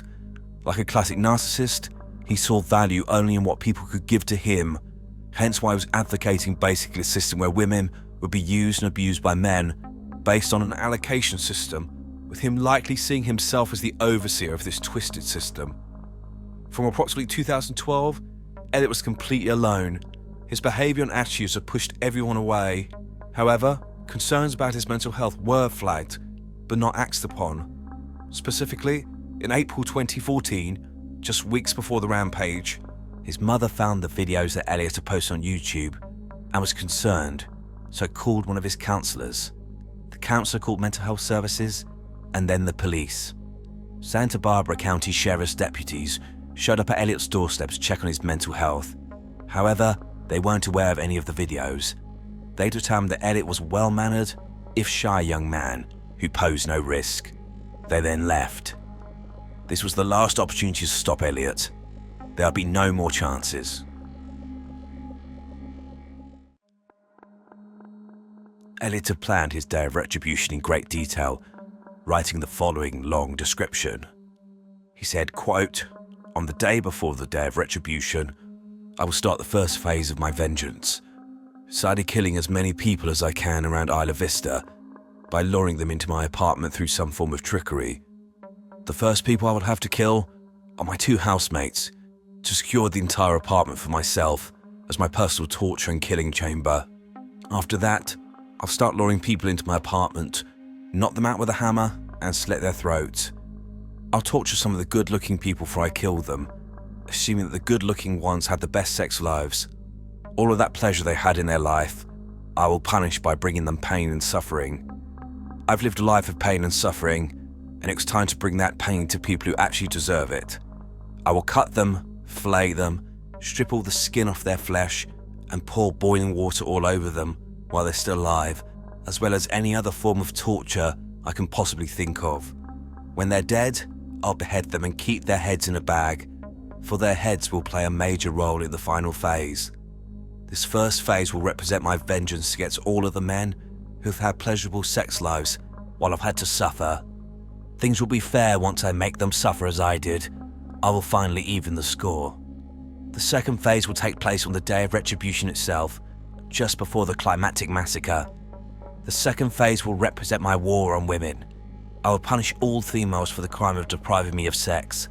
They have starved me of sex for my entire youth and gave that pleasure to other men. In doing so, that took many years of my life away. I cannot kill every single female on earth, but I can deliver a devastating blow that will shake all of them to the core of their wicked hearts. I'll attack the very girls who represent everything I hate in the female gender, the hottest sorority of UCSB. After doing a lot of extensive research within the last year, I found out that the sorority with the most beautiful girls is Alpha Phi sorority. I know exactly where their house is, and I've sat outside it in my car to stalk them many times. Alpha Phi sorority is full of hot, beautiful blonde girls, the kind of girls I've always desired, but was never able to have because they all look down on me. They're all spoilt, heartless, wicked bitches. They think they're superior to me, and if I ever try to ask them on a date, they'll reject me cruelly. I will sneak into their house at around 9 PM on the day of retribution, just before all of the partying starts, and slaughter every single one of them with my guns and knives. If I have time, I'll set their whole house on fire, then we shall see who the superior one really is. The final phase of the day of retribution will be my ultimate showdown in the streets of Isla Vista. On the morning before, I will drive down to my father's house to kill my little brother, denying him of the chance to grow up to surpass me, along with my stepmother, Sumaya, as she will be in the way. My father will be away on one of his business trips, so thankfully, I won't have to deal with him. If he didn't go away on that trip, I might even have to postpone the whole plan, because of my fear that I might hesitate if I had to kill him. Once I'd taken care of my brother and stepmother, I will switch to the Mercedes SUV and drive it back to the Isla Vista. I will use it as one of my killing machines against my enemies. An SUV will cause a lot more damage than my BMW. After I have killed all of the sorority girls at the Alpha Phi house, I will quickly get into the SUV before the police arrive, assuming they would arrive within 3 minutes. I will then make my way to Del Playa, splattering as many of my enemies as I can with the SUV and shooting anyone I don't splatter. I can only imagine how sweet it will be to ram the SUV into all of these groups of popular young people who have always witnessed walking right in the middle of the road as if they are better than everyone else. When they're writhing in pain, their bodies broken and dying after I splatter them, they will fully realize their crimes. Once I reach Del Playa Street, I will dump the bag of severed heads I have saved from my previous victims, proclaiming to everyone how much I've made them all suffer. Once they see all of their friends' heads roll onto the street, everyone will fear me as the powerful god I am. I will then start massacring everyone on Del Playa Street. I'll pull up next to house parties and fire bullets at everyone partying on the front yard. I'll specifically target the good-looking people and all of the couples. After I've destroyed a house party, I will continue down Del Playa, destroying everything and everyone. When I see the first police car come to their rescue, I will drive away as fast as I can, shooting and ramming anyone in my path until I find a suitable place to finally end my life. Eventually, Elliot Rogers chose Friday, May the 23rd, 2014 for his day of revenge. The day before, Elliot recorded his last YouTube video. In it, like in his other videos, he's extremely smug and acting like some sort of Marvel supervillain. It would be pathetic if it wasn't for the fact this man was fully willing to end the lives of others due to his own inadequacies. Hi, Elliot Roger here. Well, this is my last video. It all has to come to this. Tomorrow is the day of retribution. The day in which I will have my revenge against humanity, against all of you. For the last 8 years of my life, ever since I've hit puberty, I've been forced to endure an existence of loneliness, rejection, and unfulfilled desires, all because girls have never been attracted to me. Girls gave their affection and sex and love to other men, but never to me. I'm 22 years old, and I'm still a virgin. I've never even kissed a girl. I've been through college for 2.5 years, more than that actually, and I'm still a virgin. And it's been very torturous. College is the time when everyone experiences those things such as sex and fun and pleasure. But in those years, I've had to rot in loneliness. It's not fair. You girls have never been attracted to me. I don't know why you girls aren't attracted to me, but I will punish you all for it. It's an injustice, a crime, because I don't know what you don't see in me. I'm the perfect guy. And yet you throw yourselves at all these obnoxious men, instead of me, the supreme gentleman. I will punish all of you for it. On the day of retribution, I am going to enter the hottest sorority house of UCSB. And I will slaughter every single spoiled, stuck-up, blonde slut I see inside there. All those girls that I've desired so much, they would have all rejected me and looked down upon me as an inferior man if I ever made a sexual advance towards them. While they throw themselves at these obnoxious brutes.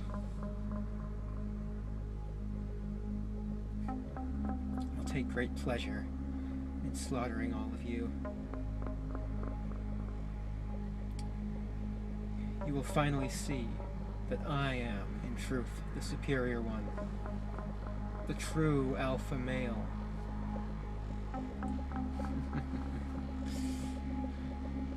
Yes. After I've annihilated every single girl in the sorority house, I'll take to the streets of Isla Vista and slay every single person I see there. All those popular kids who live such lives of hedonistic pleasure while I've had to rot in loneliness for all these years. They've all looked down upon me every time I tried to go out and join them. They've all treated me like a mouse. Well, now, I will be a god compared to you. You will all be animals. You are animals, and I will slaughter you like animals. I'll be a god, exacting my retribution on all those who deserve it. And you do deserve it, just for the crime of living a better life than me. All you popular kids, you've never accepted me, and now you'll all pay for it.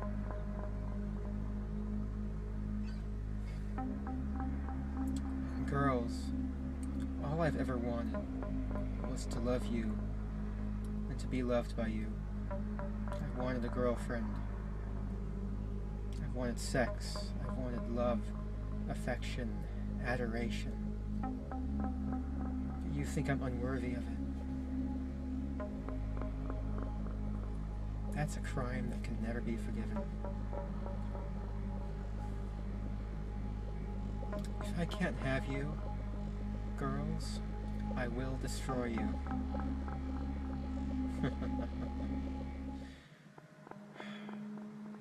You denied me a happy life, and in turn, I will deny all of you life. It's only fair. I hate all of you. Humanity is a disgusting, wretched, depraved species. If I had it in my power, I would stop at nothing to reduce every single one of you to mountains of skulls and rivers of blood. And rightfully so. You deserve to be annihilated. And I'll give that to you. You never showed me any mercy, and so I will show you none.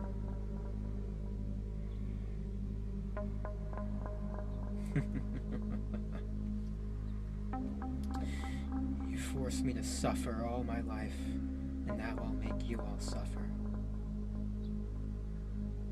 I've waited a long time for this. I'll give you exactly what you deserve, all of you. All you girls who rejected me and looked down upon me and, treated me like scum while you gave yourselves to other men. And all of you men for living a better life than me. All of you sexually active men. I hate you. I hate all of you. And I can't wait to give you exactly what you deserve. Utter annihilation.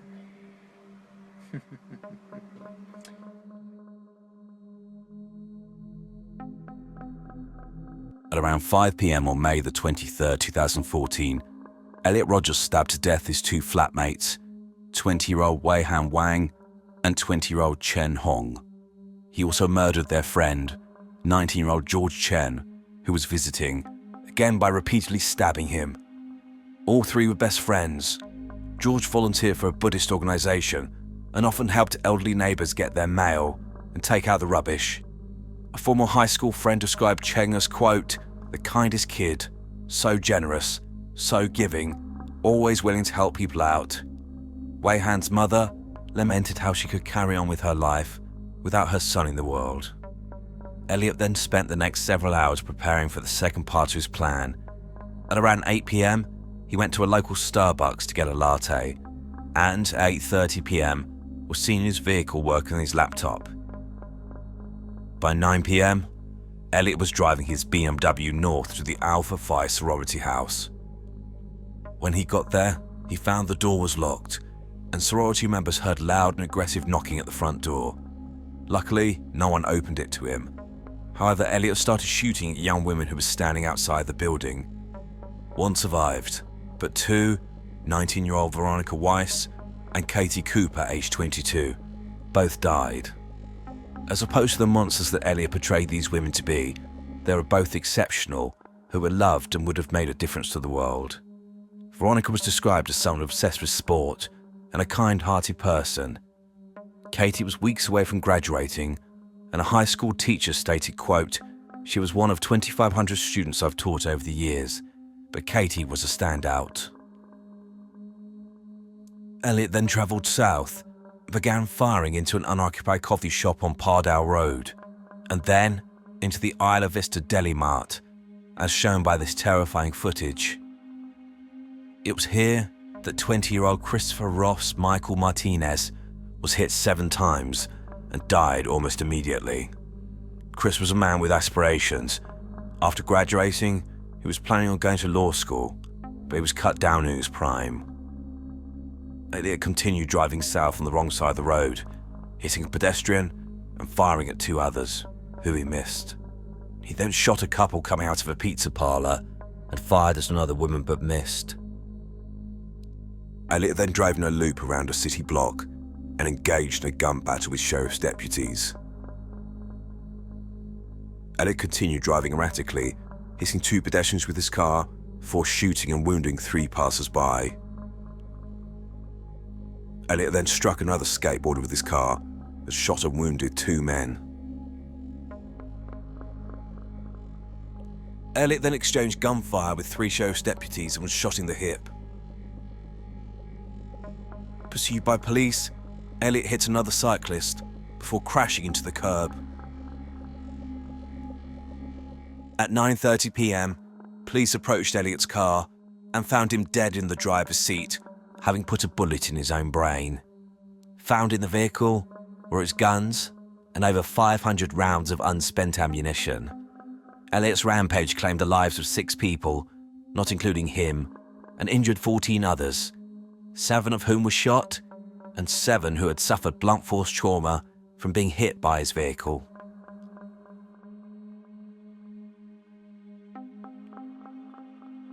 The community of Isla Vista was in shock by the mindless violence that claimed the lives of 6 innocent students. There were, as is often the case after these events, discussions about gun control, with it being pointed out how easily Elliot Rodger was able to gain access to guns. But, as is always the case, nothing really seems to have changed. However, the most sickening part of this case is the veneration of Elliot Rodger after his act of pure evil.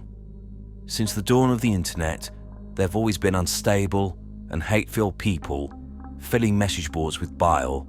But after the crimes of Elliot, the number of message boards devoted to the involuntary celibate movement, commonly known as incels, exploded, with dedicated web forums being created at an alarming rate. The common theme of these forums?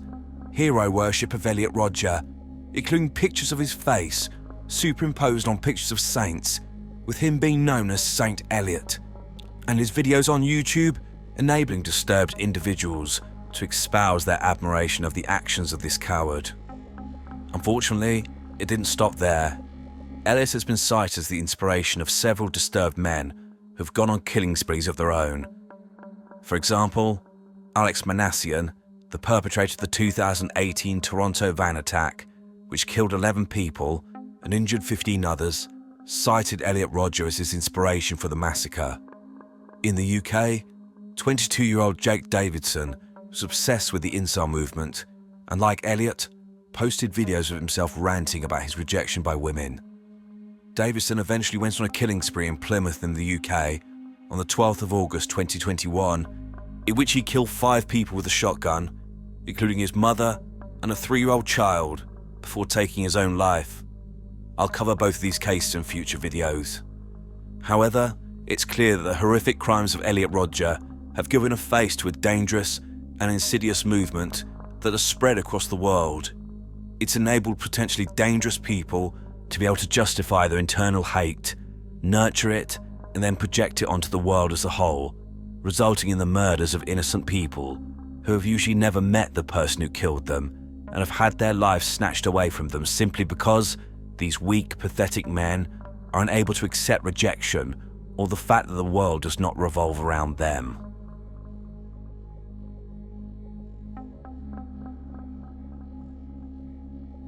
This whole video has been a profile of Elliot Rodger, but I wish to give my final thoughts and bring everything together. The more I look into Elliot Rodger, the more disturbing and dangerous his case becomes. In my opinion, he was a combination of some of the most concerning personality traits which a person can possess.